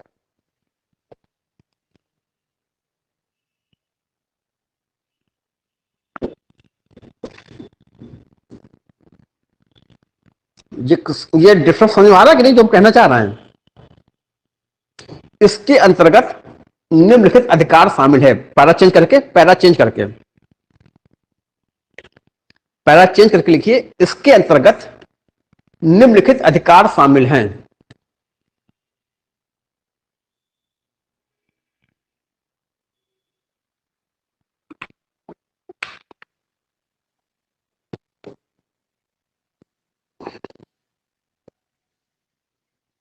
इसके अंतर्गत निम्नलिखित अधिकार शामिल हैं।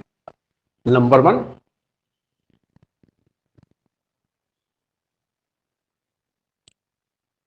पूर्त या धार्मिक प्रयोजन के लिए पूर्त, इसको कहते हैं जो चैरिटेबल ना, चैरिटेबल, इसको हिंदी में कहते हैं पूर्त। अब आप चाहो तो पूर्त के बाद ब्रैकेट में चैरिटेबल लिख लीजिएगा। जो चैरिटी संस्थाएं होती है ना, जैसे अनाथ आश्रम हमने खोला, जैसे विधवा आश्रम खोला, जैसे वृद्धाश्रम खोला, इसको कहते हैं चैरिटेबल। हिंदी में है पूर्त, अंग्रेजी में चैरिटेबल। चैरिटेबल पूर्त अथवा धार्मिक प्रायोजन के लिए संस्थाओं की स्थापना का अधिकार। पूर्त या धार्मिक प्रायोजन के लिए संस्थाओं की स्थापना का अधिकार। प्रायोजन उद्देश्यों, पूर्त या धार्मिक उद्देश्यों के लिए संस्थाओं की स्थापना का अधिकार।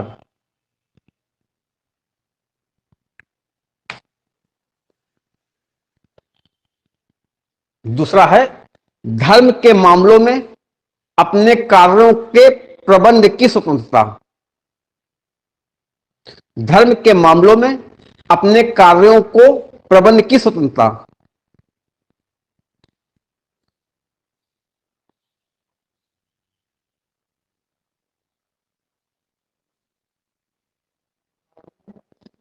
कार्यों को प्रबंध की स्वतंत्रता।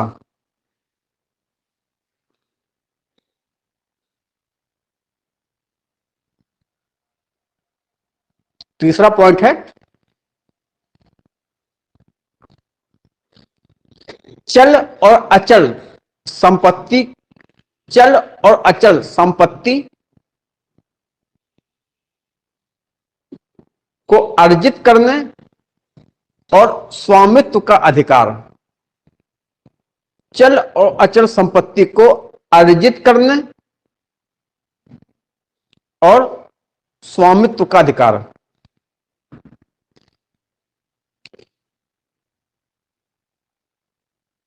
अचल संपत्ति में से कोई जमीन आ गया, ठीक, तो ऐसे संप्रदाय जो है जमीन का अधिग्रहण कर सकते हैं, उसका स्वामित्व अपने पास रख सकते हैं। ये तो हो गया अचल संपत्ति। चल में जो चढ़ावा वगैरह चढ़ता है, रुपया पैसा चढ़ता है, दान पुण्य में पेटी में आता पैसा।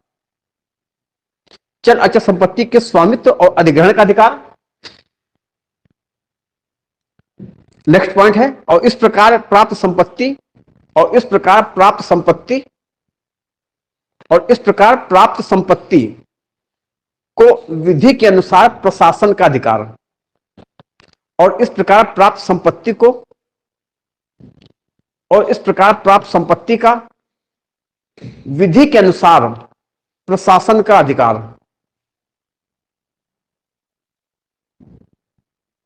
और इस प्रकार प्राप्त संपत्ति का विधि के अनुसार प्रशासन का अधिकार।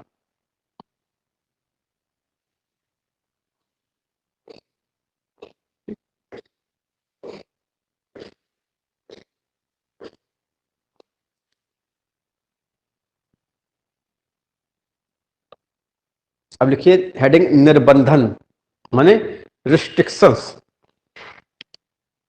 हेडिंग है निर्बंधन अर्थात प्रतिबंध, रिस्ट्रिक्शंस। हमारे मूल अधिकार अब्सोल्यूट नहीं है, मूल अधिकारों के साथ जगह जगह पर रिस्ट्रिक्शंस दिए गए हैं। ठीक, तो निर्बंधन, रिस्ट्रिक्शंस, यहां पर भी जो है जो रिस्ट्रिक्शंस वहां दिए गए थे आपके अनुच्छेद 25 में, लगभग वो सारे रिस्ट्रिक्शंस यहां पर भी हैं, बस एक रिस्ट्रिक्शंस यहां पर नहीं है। अनुच्छेद 25 में बताया गया था कि अनुच्छेद 25 के जो अधिकार हैं वो भाग 3 के अन्य मूल अधिकारों के अधीन रहेंगे। अर्थात अनुच्छेद 25 में जो हम अधिकार प्रयोग कर रहे हैं वो किसी अन्य मूल अधिकार का उल्लंघन ना करें, बस वो रिस्ट्रिक्शंस यहां नहीं लगाया गया है। इसके अलावा शेष 3 रिस्ट्रिक्शंस यहां भी लगाए गए हैं, public health, morality and public order. ठीक, लिख लीजिए। धार्मिक समुदायों को प्रदान किए गए उपरोक्त अधिकार, धार्मिक संप्रदायों को या समुदायों को, धार्मिक संप्रदायों को प्रदान किए गए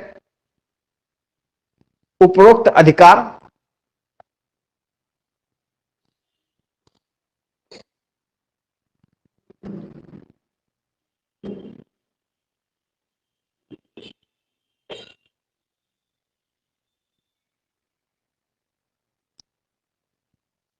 उपरोक्त अधिकार करके बड़ा सा डैश लगाइए और नीचे लिखिए 1 2 3 4 करके।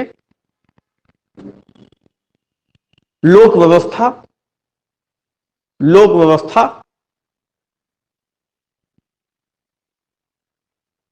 नैतिकता माने सदाचार, सदाचार, और तीसरा है स्वास्थ्य, स्वास्थ्य, स्वास्थ्य के आधार पर सीमित किए जा सकते हैं, स्वास्थ्य के आधार पर सीमित किए जा सकते हैं। ये रिस्ट्रिक्शंस हैं, ये आपको खूब अच्छे तरीके से याद रखने हैं। आपसे जो एग्जाम में प्रश्न पूछे जाते हैं इन्हीं रिस्ट्रिक्शंस पर भी पूछे जाते हैं कि ये अधिकार किन आधारों पर सीमित किए जा सकते हैं।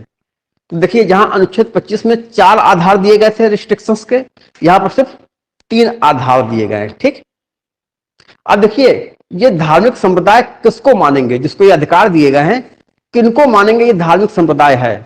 तो सुप्रीम कोर्ट ने इसके बारे में जो है अपना एक मानक दिया है, जिस आधार पर हम ये मानते हैं कि कोई संप्रदाय जो है धार्मिक संप्रदाय का उसको दर्जा दिया जाए कि ना दिया जाए, और उसके बाद धार्मिक संप्रदाय का दर्जा मिल गया तो उसको अनुच्छेद 26 में ये अधिकार जो है प्राप्त हो जाते हैं।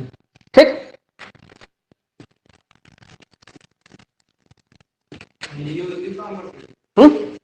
नहीं नहीं, एनजीओ को कोई धार्मिक थोड़ी होते हैं। एनजीओ का यहां पर धार्मिक संप्रदाय होना जरूरी है, एनजीओ धार्मिक नहीं है। एनजीओ आर्टिकल 26 तहत बिल्कुल काम नहीं करते। एनजीओ अगर काम करेगा तो आपको अनुच्छेद 19 के तहत करेगा, जहां पर आपको एसोसिएशन बनाने का अधिकार है। ठीक है, वहां पर अनुच्छेद 19 का जो है क्लॉज 1 का सब क्लॉज 7C है, राइट टू फॉर्म एसोसिएशन, संघ बनाने का अधिकार, उसके तहत एनजीओ काम करेगा। ये धार्मिक बात की जा रही है, धर्म की बात की जा रही है, ये धर्म का मसला है, एनजीओ का संबंध धर्म से नहीं है। जिसे रामकृष्ण मिशन, ये क्या है, आनंद मार्गी, ये क्या है, ये इसी अनुच्छेद 26 के तहत जो है धार्मिक संप्रदाय हैं और इनको अनुच्छेद 26 के तहत जो है वो सारे अधिकार मिलेंगे। तो सुप्रीम कोर्ट ने कहा आप कैसे तय करोगे कोई धार्मिक संप्रदाय है, तो उसका कहा गया देखिए उसमें 3 टेस्ट होते हैं। एक तो व्यक्तियों का समूह होना चाहिए जिसके पास अपने कुछ जो है इस प्रकार के सिद्धांत हैं, कुछ आस्था है, कुछ ऐसे सिद्धांत हैं जिस पर वो विश्वास करता है कि ये उनके जो है आध्यात्मिक लाभ के लिए सहायक है। व्यक्तियों का एक समूह होता है और उनके पास अपने कुछ सिद्धांत होते हैं और जिस पर उनका विश्वास होता है कि इससे उनका जो है आध्यात्मिक उन्नति होगी, इन सिद्धांतों से, इन रस्मों से उनका आध्यात्मिक लाभ होगा। जैसे मान लो गायत्री परिवार है, तो इनके अपने कुछ सिद्धांत हैं। उनका मानना है कि अगर सारे काम करेंगे तो इससे हमारी आत्मोन्नति होगी, हमारा जो आध्यात्मिक लाभ होगा। रामकृष्ण मिशन है, इनके अपने कुछ सिद्धांत हैं। उनको विश्वास है कि अगर इन सिद्धांतों पर हम चलेंगे तो मेरा आध्यात्मिक विकास होगा, मेरी आत्मोन्नति होगी, मेरा स्पिरिचुअल वेलबींग होगा। तो ये व्यक्तियों का समूह होना चाहिए जिसके पास अपने कुछ सिद्धांत होते हैं और उन सिद्धांतों पर उनका विश्वास होता है कि इससे उनको आध्यात्मिक लाभ होगा। दूसरा, उनके पास एक कॉमन ऑर्गेनाइजेशन होना चाहिए, कोई उनकी कॉमन संस्था होनी चाहिए जिससे वो पूरा समुदाय अपने को जोड़ता है। ठीक। तीसरा, उस संप्रदाय का अपना एक विशिष्ट नाम से पहचाना जाता हो, उस संप्रदाय का अपना एक विशिष्ट नाम हो। इस प्रकार से उन्होंने 3 टेस्ट दिए कि व्यक्तियों का समूह होना चाहिए, उसके पास अपने सिद्धांत हैं जिसको वो अपने आध्यात्मिक लाभ के लिए सहायक मानते हैं, उनका अपना एक कॉमन ऑर्गेनाइजेशन होना चाहिए। जैसे मुस्लिम हैं, मुस्लिमों का एक अपना जो मुस्लिम वर्ग है इनके अपने कुछ सिद्धांत हैं, उस सिद्धांतों को ये मानते हैं कि इससे मेरा आध्यात्मिक लाभ होगा। इनका अपना एक कॉमन एक संस्था है, मक्का में देखिए, मक्का में बनाना उनका हो, पूरा मुस्लिम समाज जो है अपने को उससे जोड़ता है, इनका एक कॉमन ऑर्गेनाइजेशन है। और उसको एक उस संप्रदाय का अपना एक विशिष्ट नाम होना चाहिए। हमको एक विशिष्ट नाम, जैसे हम कहते हैं मुस्लिम है, इस्लाम है, नाम देते ना, एक विशिष्ट नाम होना चाहिए। इस टेस्ट पर यह पाया गया हिंदू इसके अंतर्गत नहीं आता है, हिंदू इसके अंतर्गत नहीं आते हैं। ये कहा गया हिंदू कोई संप्रदाय नहीं है, हिंदू एक जीवन दर्शन है, एक जीवन पद्धति है। हिंदुओं का अपना कोई एक विशिष्ट जो है कॉमन ऑर्गेनाइजेशन नहीं है।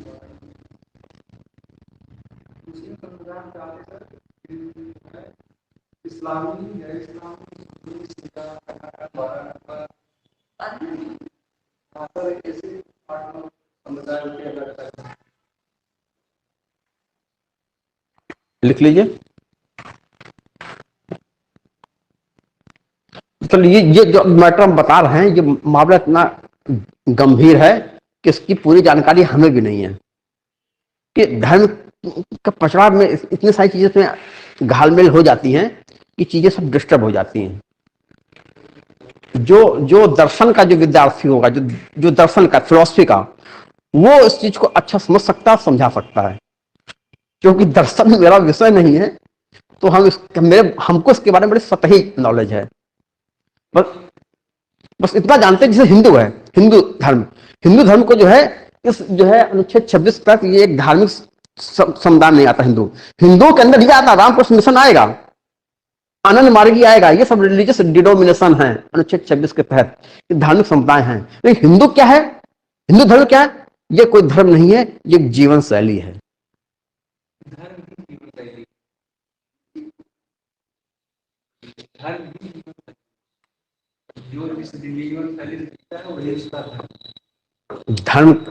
धर्म के बहुत से मायने होते हैं। अग्नि का स्वभाव, अग्नि का गुण धर्म क्या है?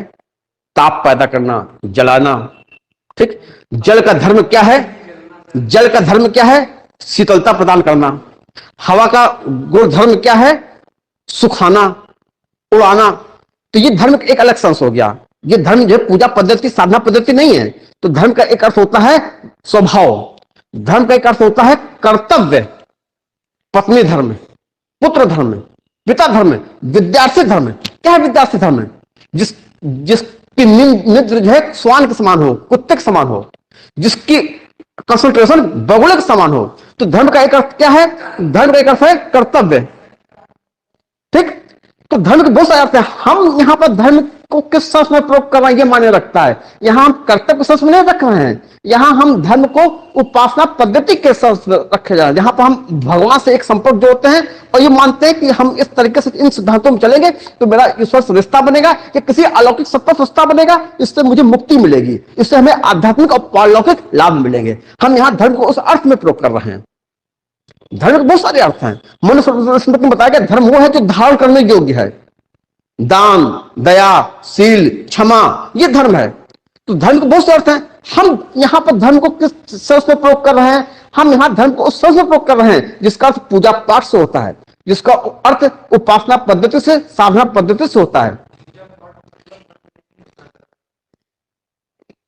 नहीं, यहां धर्म को जब अनुच्छेद 25 में हमको जो धार्मिक आजादी दी गई है वो किस सेंस में दी गई है? क्या विद्यार्थी धर्म का अर्थ दी गई है? क्या पुत्र धर्म का सेंस में दी गई है? क्या पति और पत्नी धर्म के सेंस में दी गई है? यहां पर जो धर्म की आजादी दी गई है वो किसी, या तो आप इसको ईश्वर कहिए, किसी पारलौकिक सत्ता, अलौकिक सत्ता, किसी सुपर नेचुरल पावर को आप नहीं, नास्तिक हो आप, सुपर नेचुरल पावर को मानते हो, उससे यहां उस सेंस में धर्म की आजादी की बात की जा रही है। जैसे कि हिंदू संप्रदाय, मुस्लिम संप्रदाय, सिख संप्रदाय, एक इसका धर्म के लिए हमें व्याख्या करता है केवल एक आर्टिकल 25 तक करता है, इसके लिए एक पर्टिकुलर इसके लिए करता है। और धर्म क्या चीज है? धर्म संविधान नहीं करता, केवल एक संप्रदाय की बात करता है। हिंदू धर्म के लिए क्या होता है, मुस्लिम धर्म के संप्रदाय, ये संप्रदाय का शर्त इनका, ये संप्रदाय पूजा पाठ से संबंधित नहीं है। हाँ, तो ये उसी सेंस में है। ये मजहब के साथ में, मजहब अलग होता है, ये मजहब के साथ में इनका प्रयोग किया। हाँ हाँ, उसको मजहब कहिए, उसको संप्रदाय कहिए, उसको जो है धर्म कहिए, ये उन सेंस में, धर्म का ये एक खास सेंस है। हाँ, तो नहीं, धर्म के अलग अलग भाग हैं, धर्म के अलग वाक्य है। जैसे धर्म का अर्थ कर्तव्य भी होता है, धर्म का अर्थ होता है व्यक्ति का स्वभाव, उस चीज का स्वभाव। जैसे हमने कहा अग्नि का धर्म क्या है? जलाना, ये स्वभाव है। लेकिन विद्यार्थी धर्म ये कर्तव्य है। हम, गांधी जी ने कहा था कि बिना धर्म के राजनीति मृत देह के समान है। तो गांधी जी धर्म का मतलब कि पूजा पाठ को धर्म से नहीं जोड़ा, राजनीति से नहीं जोड़ा रहा है। यहां पर धर्म निरपेक्ष है। वो बता रहे हैं कि धर्म, राजनीति में आपको अपने कर्तव्यों का भान होना चाहिए, अपने कर्तव्यों को आप समझिए, आप उस नैतिकता को समझिए, उसके प्रकार आप राजनीति में नैतिकता होनी चाहिए, कर्तव्य होना चाहिए। गांधी जी उस सेंस में कह रहे हैं, गांधी जी इस सेंस में नहीं कह रहे हैं कि आप पूजा पाठ को, इस धर्म को, जिसको कहते हैं हिंदू, जिसको कहते हैं मुस्लिम, जिसको कहते हैं सिख, इसको आप राजनीति में ले आइए। गांधी जी एक धर्म निरपेक्ष राजनीति के समर्थक हैं। देखिए, जब सोमनाथ मंदिर में जो है, जब वहां पर जो है गए थे पटेल, तो वहां जाकर उन्होंने जो घोषणा कर दी थी 1947 की बात है कि यहां पर सोमनाथ मंदिर जो है का जीर्णोद्धार किया जाएगा। उसमें पटेल गांधी जी से मिले थे। गांधी जी ने कहा देखिए, हम लोग एक सेकुलर स्टेट हैं, धर्मनिरपेक्ष राज्य हैं, आप मंदिर अगर वहां बनवा रहे हैं तो उसमें सरकारी पैसा नहीं लगना चाहिए। आप एक ट्रस्ट बनाइए और ट्रस्ट में जो भक्त हैं उस धर्म को मानने वाले उसमें पैसा देंगे, उस ट्रस्ट के पैसे से मंदिर बनेगा, सरकारी पैसे से बनेगा। क्यों? हम एक धर्म निरपेक्ष राष्ट्र हैं। तो गांधी जी जब कहते हैं धर्म निरपेक्ष राष्ट्र है, तो यहां उसी धर्म की बात कर रहे हैं जिसको मजहब कहते हैं, जिसको पूजा पद्धति कहते हैं, जिसको साधना पद्धति कहते हैं। लेकिन वही गांधी कहते हैं कि बिना धर्म के राजनीति मृत देह के समान है। अब यहां जब कहते हैं बिना धर्म के, तो यहां धर्म का सिर्फ पूजा पद्धति नहीं है, यहां धर्म मजहब नहीं है।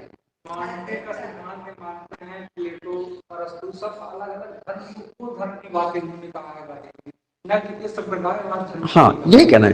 तो आप देखो, तो अब धर्म बहुत व्यापक है, तो धर्म की बहुत व्यापकता जो है दूसरे संस में है। हम किस संस में धर्म का प्रयोग कर रहे हैं? हम धर्म का प्रयोग ईश्वर के संदर्भ में प्रयोग कर रहे हैं, पारलौकिक सत्ता के संदर्भ में कर रहे हैं, जिसके अपने कुछ सिद्धांत होते हैं, जिसका हम लोग रीति रिवाज में पालन करते हैं, रस्मों का पालन करते हैं, और यह मानते हैं इससे हमारा कल्याण होगा, भौतिक कल्याण भी होगा, और उससे भी कहीं ज्यादा हमारा पारलौकिक कल्याण होगा। हे ईश्वर, मेरा ये काम कर दो। ठीक है।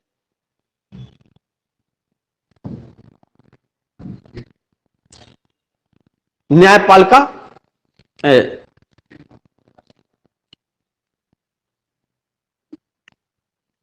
न्यायपालिका के अनुसार किसी धार्मिक संप्रदाय, किसी धार्मिक संप्रदाय को बनने के लिए न्यायपालिका के अनुसार, न्यायपालिका के अनुसार, न्यायपालिका का अर्थ है सुप्रीम कोर्ट, ठीक है। न्यायपालिका के अनुसार किसी धार्मिक संप्रदाय के अस्तित्व में आने के लिए, किसी धार्मिक संप्रदाय के अस्तित्व में आने के लिए निम्नलिखित 3 शर्तें अनिवार्य हैं। निम्नलिखित 3 शर्तें अनिवार्य हैं।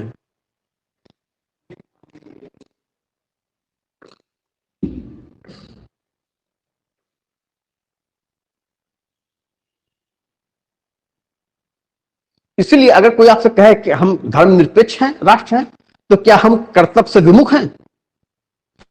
नहीं, कर्तव्य से। इसलिए बात केवल धर्म की नहीं है, संविधान हमारे कुल धर्म की बात नहीं है, हमारे संविधान संप्रदाय एक संप्रदाय धर्म की बात है कि हम ना हिंदू मुस्लिम धर्म और ईसाई सब हमारे लिए सब समान। इसके लिए कहा यहाँ पर धर्मनिरपेक्ष बात कहा गया है कि हम सभी समान रूप से मानते हैं, क्योंकि सभी लोग भारत के नागरिक हैं। अगर भारत के नागरिक हैं सभी लोग एक ही, सब धर्म हमारे लिए एक है। अगर यहाँ पर कोई विदेशी आ जाए, ये तो हमने उनको भी अधिकार दिया है, हम धर्म, जब हम धर्मनिरपेक्ष हैं तो हमारे यहाँ कोई विदेशी आता है तो उनको भी तो आजादी है ना, तो उसको इसको सिर्फ भारत के नागरिकों के साथ जोड़ के मत देखिए ना। हाँ, कोई भी धर्म को अगर हमारे यहाँ आते हो, आप हमारे अतिथि हो, आप प्रचार कीजिए। अब चाहे विदेशी से आ रहे हैं तो आज अगर हमारे यहाँ आ रहे हैं तो आप हमारे अतिथि हैं। आप अपनी मन की बात को, अपने भावों को कह सकते हैं। अब मानने ना मानने का अधिकार मेरा है, हमें अच्छा लगे, हमें कोई ये व्यक्तियों का एक समूह होना चाहिए। देखिए, यह व्यक्तियों का एक समूह होना चाहिए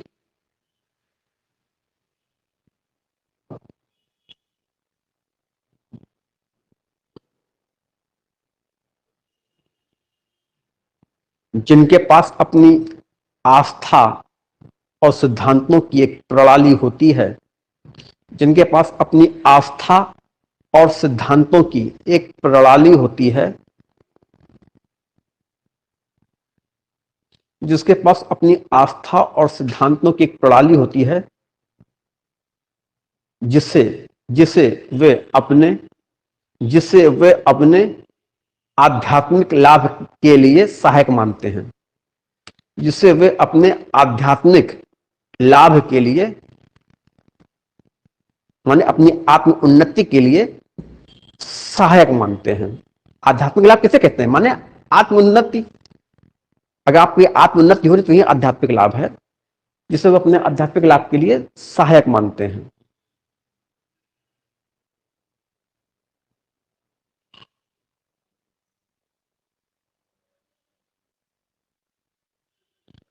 नेक्स्ट पॉइंट, ऐसे समूह के पास, ऐसे धार्मिक समूह के पास, ऐसे धार्मिक समूह के पास अपना एक साझा संगठन होना चाहिए।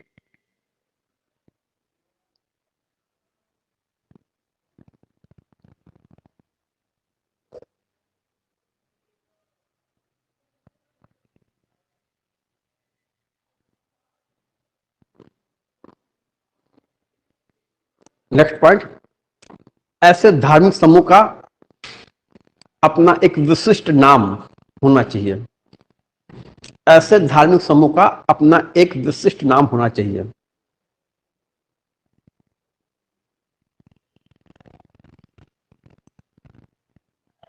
ठीक,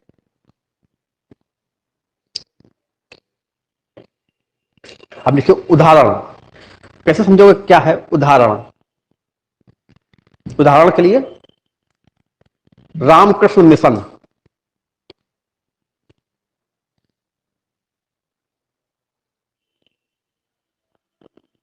अच्छा आज बड़ी जल्दी छुड़वा दिया।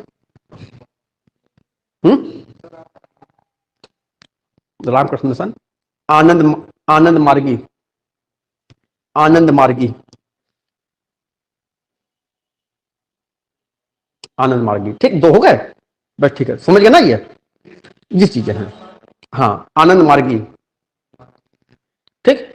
इस प्रकार से 25 व्यक्तियों को आजादी दे रहा है, 26 संप्रदायों को आजादी दे रहा है धार्मिक, ठीक। अब अगला आता है अनुच्छेद 27। हाँ बताइए। हैं? एक व्यक्ति पूरी समुदाय के साथ ईसाई धर्म कौन से रिलीजन है? सिख धर्म। सिख धर्म का पूरा समूह कैसे होता है? एक देखने की बात यही नहीं है। समूह नहीं, आप बात समझ नहीं पा रहे हो। वो समूह जब लेके चलेगा तो समूह में हर व्यक्ति का अपनी एक आजादी है ना, समूह व्यक्तियों से मिलना है। जब ये बात कर रहे हैं यहाँ पर 26 में, तो 26 में जो ये बात बताई जा रही है कि जो संप्रदाय होता है अपने धार्मिक कार्यों का प्रबंध कैसे करेगा। उसको जो है जमीन चाहिए, वहां गुरुद्वारा बनाना है, ठीक है, गुरुद्वारा बनाएगा तो उसको जमीन चाहिए, गुरुद्वारा में चंदा आएगा, ये सब चीजें आएंगी नहीं आएंगी, गुरुद्वारा संबंधित कुछ कई सारे काम करने होंगे, तो कुछ काम जो मिल, हाँ, तो जब संगठन कोई काम करता है, या संगठन काम कर रहा है, वो व्यक्ति काम कर रहा है, बात समझ आ गई ना ये चीज है। अब जब वो समूह में चले चाहे एकल चले, जब सिख अपने कटार रखे तो इसकी एकल आजादी में आ रहा है, लेकिन पूरा समूह मिलकर गुरुद्वारा बना के और गुरुद्वारा संस्था की तरफ से कोई काम किया जा रहा है, तो संस्था को क्या अधिकार है, उस समूह को क्या अधिकार है, ये वो बात की जा रही है। हाँ, freedom from taxation for promotion of any religion, किसी धर्म विशेष की उन्नति के लिए, किसी धर्म विशेष की उन्नति के लिए कर अदायगी से स्वतंत्रता।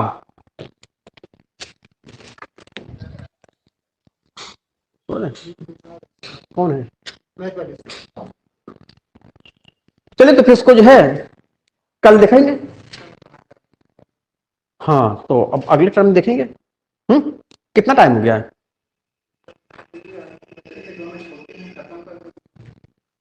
नहीं, ये तो छोटा है, इतना छोटा भी नहीं है, हम जब पढ़ाएंगे तो लंबा हो जाता है, वैसे छोटा है। हैं? आप छोटा तो इतना है कि बस इतना ही बताना है आपको कि जो है कि जो टैक्स का पैसा है किसी धर्म विशेष की उन्नति के लिए लगाया जाएगा। खत्म कर दें, घसीट दें।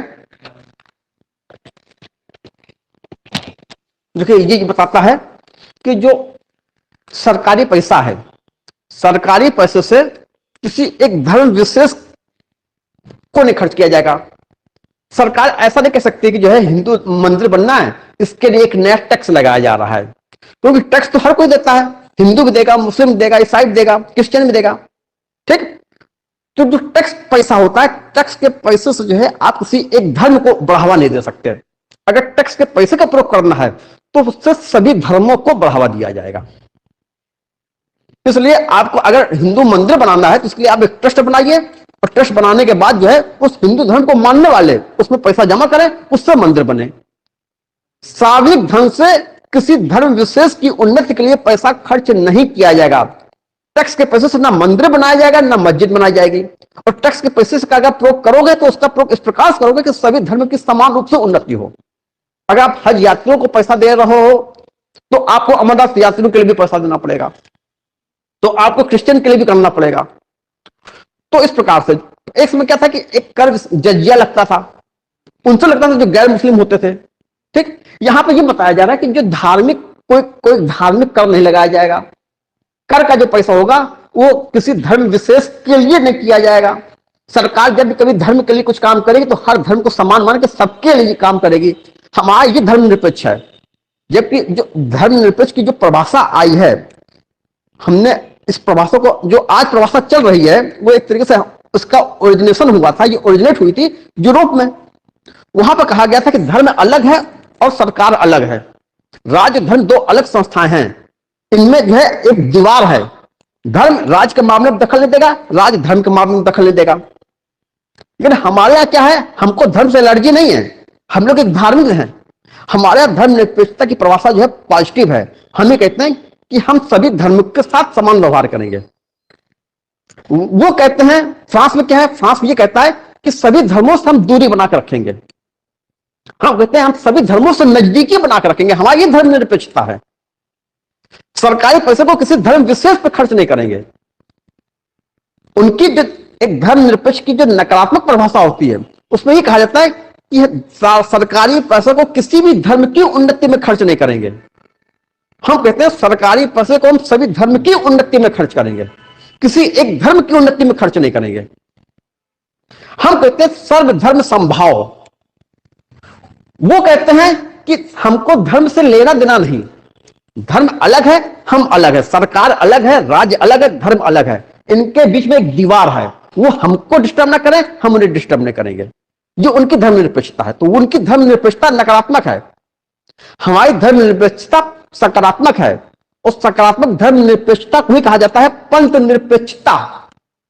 जो पॉजिटिव सेकुलरिज्म है उसको कहते हैं पंथ, हिंदी में पंथ निरपेक्षता। जब हमारा सेकुलरिज्म का जब अनुवाद किया गया हिंदी में तो कहा गया पंथ निरपेक्षता, धर्म निरपेक्षता नहीं। धर्म निरपेक्षता माने होता है नकारात्मक, इसमें नकारात्मकता है कि हम हर धर्म से दूर हैं। हम क्या कह रहे हैं, हम हर धर्म के नजदीक हैं, ये धर्म निरपेक्षता हमारी।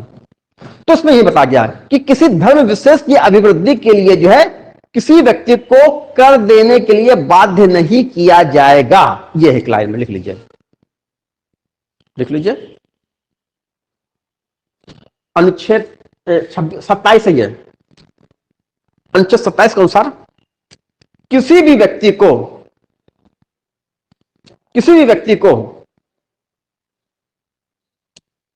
किसी धर्म विशेष की अभिवृद्धि के लिए, किसी भी व्यक्ति को किसी धर्म विशेष की अभिवृद्धि के लिए कर देने के लिए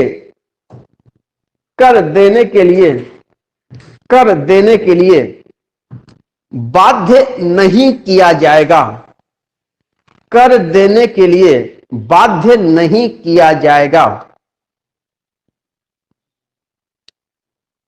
ठीक, अब पहला चेंज कीजिए, लिखिए अर्थात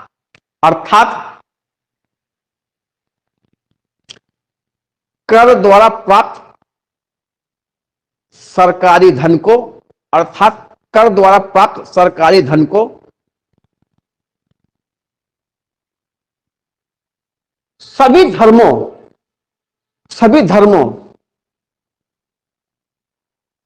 की उन्नति के लिए प्रयोग किया जा सकता है, सभी धर्मों की उन्नति के लिए प्रयोग किया जा सकता है।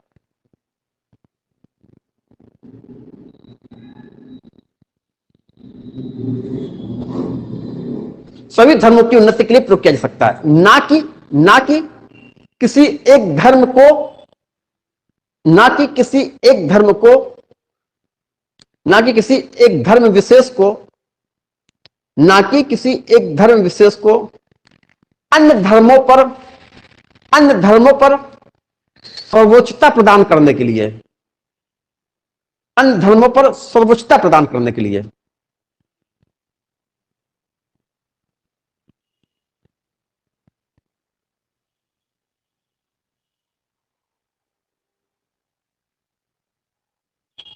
पहला चेंज कीजिए,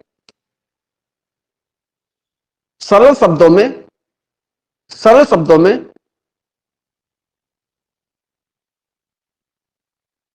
भारत की धर्मनिरपेक्षता सकारात्मक है, भारत की धर्मनिरपेक्षता सकारात्मक है,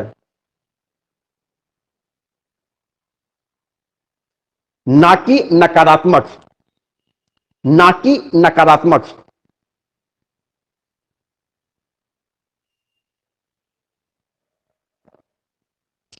इस सकारात्मक धर्मनिरपेक्षता को ही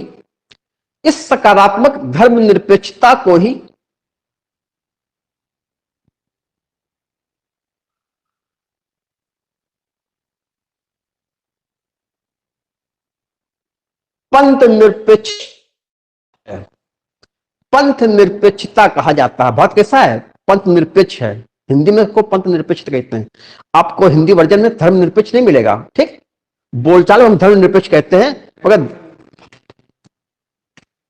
जिसका अर्थ है सर्वधर्म संभाव, जिसका अर्थ है सर्वधर्म संभाव।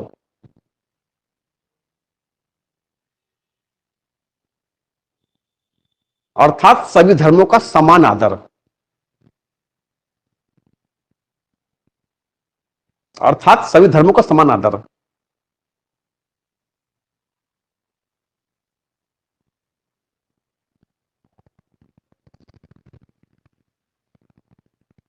राज्य द्वारा सभी धर्मों को, राज्य द्वारा सभी धर्मों को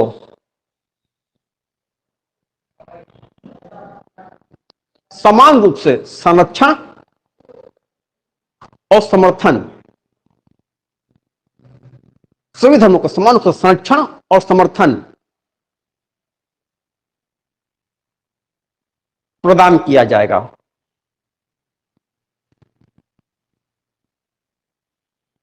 ठीक। जबकि नकारात्मक धर्मनिरपेक्षता में, जबकि नकारात्मक, इसको पहला चेंज करके लिख लीजिए, जबकि नकारात्मक धर्मनिरपेक्षता में, जबकि नकारात्मक धर्मनिरपेक्षता में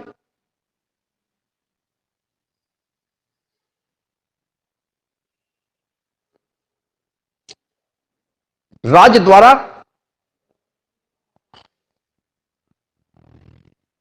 धर्म से पर्याप्त दूरी बना के रखी जाती है, राज्य द्वारा धर्म से पर्याप्त दूरी बना के रखी जाती है।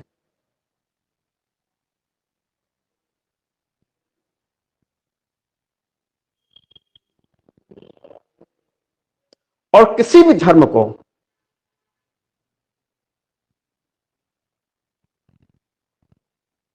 संरक्षण और समर्थन नहीं किया जाता, और किसी भी धर्म को संरक्षण और समर्थन नहीं किया जाता।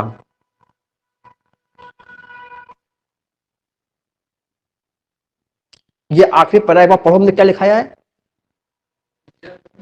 हाँ हाँ, पर्याप्त दूरी बना के रखी जाती है और किसी धर्म का, ठीक। तो इस प्रकार से धर्म निरपेक्षता की दो परिभाषाएं हैं। एक तो ये कि हम सब धर्म से दूर हैं, हम सरकारी हैं, हम सरकार हैं, हम प्रधानमंत्री, हम राष्ट्रपति हैं, हम डीएम हैं, हम राज्य की संस्था हैं, हर धर्म से हमारी दूरी, धर्म की बात मत करो, धर्म की बात मत करो, हर धर्म से दूर है। एक ही धर्म निरपेक्षता है। हमारे यहां ऐसी धर्म निरपेक्षता नहीं है, हमारे यहां सकारात्मक धर्म, हम धर्म निरपेक्ष हैं, हम हर धर्म से मिलकर रहेंगे, हम हर धर्म से हमारी समर्थन है, हर धर्म का संरक्षण है, हर धर्म का प्रोत्साहन है, हम सबको साथ लेकर चलेंगे। किसी एक धर्म को अन्य धर्म के ऊपर वरीयता नहीं देंगे कि एक को उठा दिया दूसरे को गिरा दिया, ठीक। ये चीज है। तो हम सरकारी पैसे से धार्मिक कार्यों में खर्च नहीं करेंगे, और सरकारी पैसे का खर्च करेंगे तो फिर सभी धर्मों में खर्च करेंगे। समझा? तो राज्य के द्वारा कोई धार्मिक कर नहीं लगाया जाएगा, और धार्मिक कर तो लगेगा नहीं, और जो सामान्य कर लग रहा है, जीएसटी लग रहा है, दूसरा लग रहा है, जो सामान्य कर लग रहा है उस कर के पैसे को कॉर्पोरेट टैक्स लग रहा है, इनकम टैक्स लग रहा है, ये सरकारी पैसा आ रहा है। धार्मिक कर तो कोई चल नहीं रहा मेरे यहां कि धार्मिक कर है, और जो सामान्य कर हो है उस कर के पैसे को भी किसी धर्म विशेष पर खर्च नहीं किया जाएगा, सब पर खर्च करेंगे। अगर हज यात्रियों को हम देंगे कुछ रियायत सब्सिडी, तो हम अमरनाथ यात्रियों को भी देंगे, हम दूसरे धर्म को भी देंगे, ठीक। परंतु एक होता कर, एक होता शुल्क, दोनों में अंतर है। शुल्क जो है, देखो कर हमसे लिया जाता है, वो पैसा हमारे लिए कुछ किया जाए ऐसा नहीं होता है। हमने कर में पैसा दिया, हमसे पैसा गया और वो पैसा ले जाके किसी जो है पिछड़े राज्य में खर्च कर दिया गया, पैसा हमसे लिया गया कर के रूप में, उसको बॉर्डर में इंफ्रास्ट्रक्चर में खर्च किया गया। तो कर हमारे पास बाध्यकारी होता है, हमको कर देना पड़ता है, और वो कर लौट के हमारे पास आता है, इस बात की गारंटी नहीं होती। अब कर को सरकार अपने तरीके से खर्च करेगी। एक होता शुल्क, फीस उसी से ली जाती है जिसको सेवाएं दी जाती हैं। अगर हमसे शुल्क लिया गया है तो शुल्क के बदले हमको सेवा दी जाएगी। तो एक कर होता है, एक शुल्क होता है। अनुच्छेद 27 जो है कर का निषेध करता है, शुल्क का निषेध नहीं करता है। माने एक धर्म को मानने वालों से शुल्क लिया जा सकता है, क्योंकि उनको वहां पर कुछ प्रशासनिक सुविधाएं दी जा रही हैं। कुंभ मेला लगा हुआ है, और कुंभ मेला में उनको वहां पर जो है वॉशरूम की व्यवस्था की जाएगी, उनके ठहरने की व्यवस्था की जाएगी, टेंट वगैरह लगाया जाएगा, तमाम सरकार की तरफ से प्रशासन डिप्लॉय किया जाएगा, सब कुछ किया जाएगा। इसके लिए कुंभ यात्रियों से शुल्क लिया जा सकता है, क्योंकि धर्म संबंधित कुछ प्रशासनिक, कुछ गैर धार्मिक गतिविधियों को, सुविधाओं को देने के लिए उन यात्रियों को, उन तीर्थ यात्रियों को सरकार उनसे शुल्क ले सकती है। शुल्क का पैसा उन्हीं पर खर्च किया जाता है। आप शुल्क दोगे तो आपको उसका जो है सुविधाएं दी जाएंगी। कर में ऐसा नहीं होता है। कर हमने दिया है पैसा लौट के हमारे पास नहीं आएगा, पैसा सरकार कहीं दूसरी जगह खर्च करेगी अपनी सुविधा से। कर अलग है, शुल्क अलग है।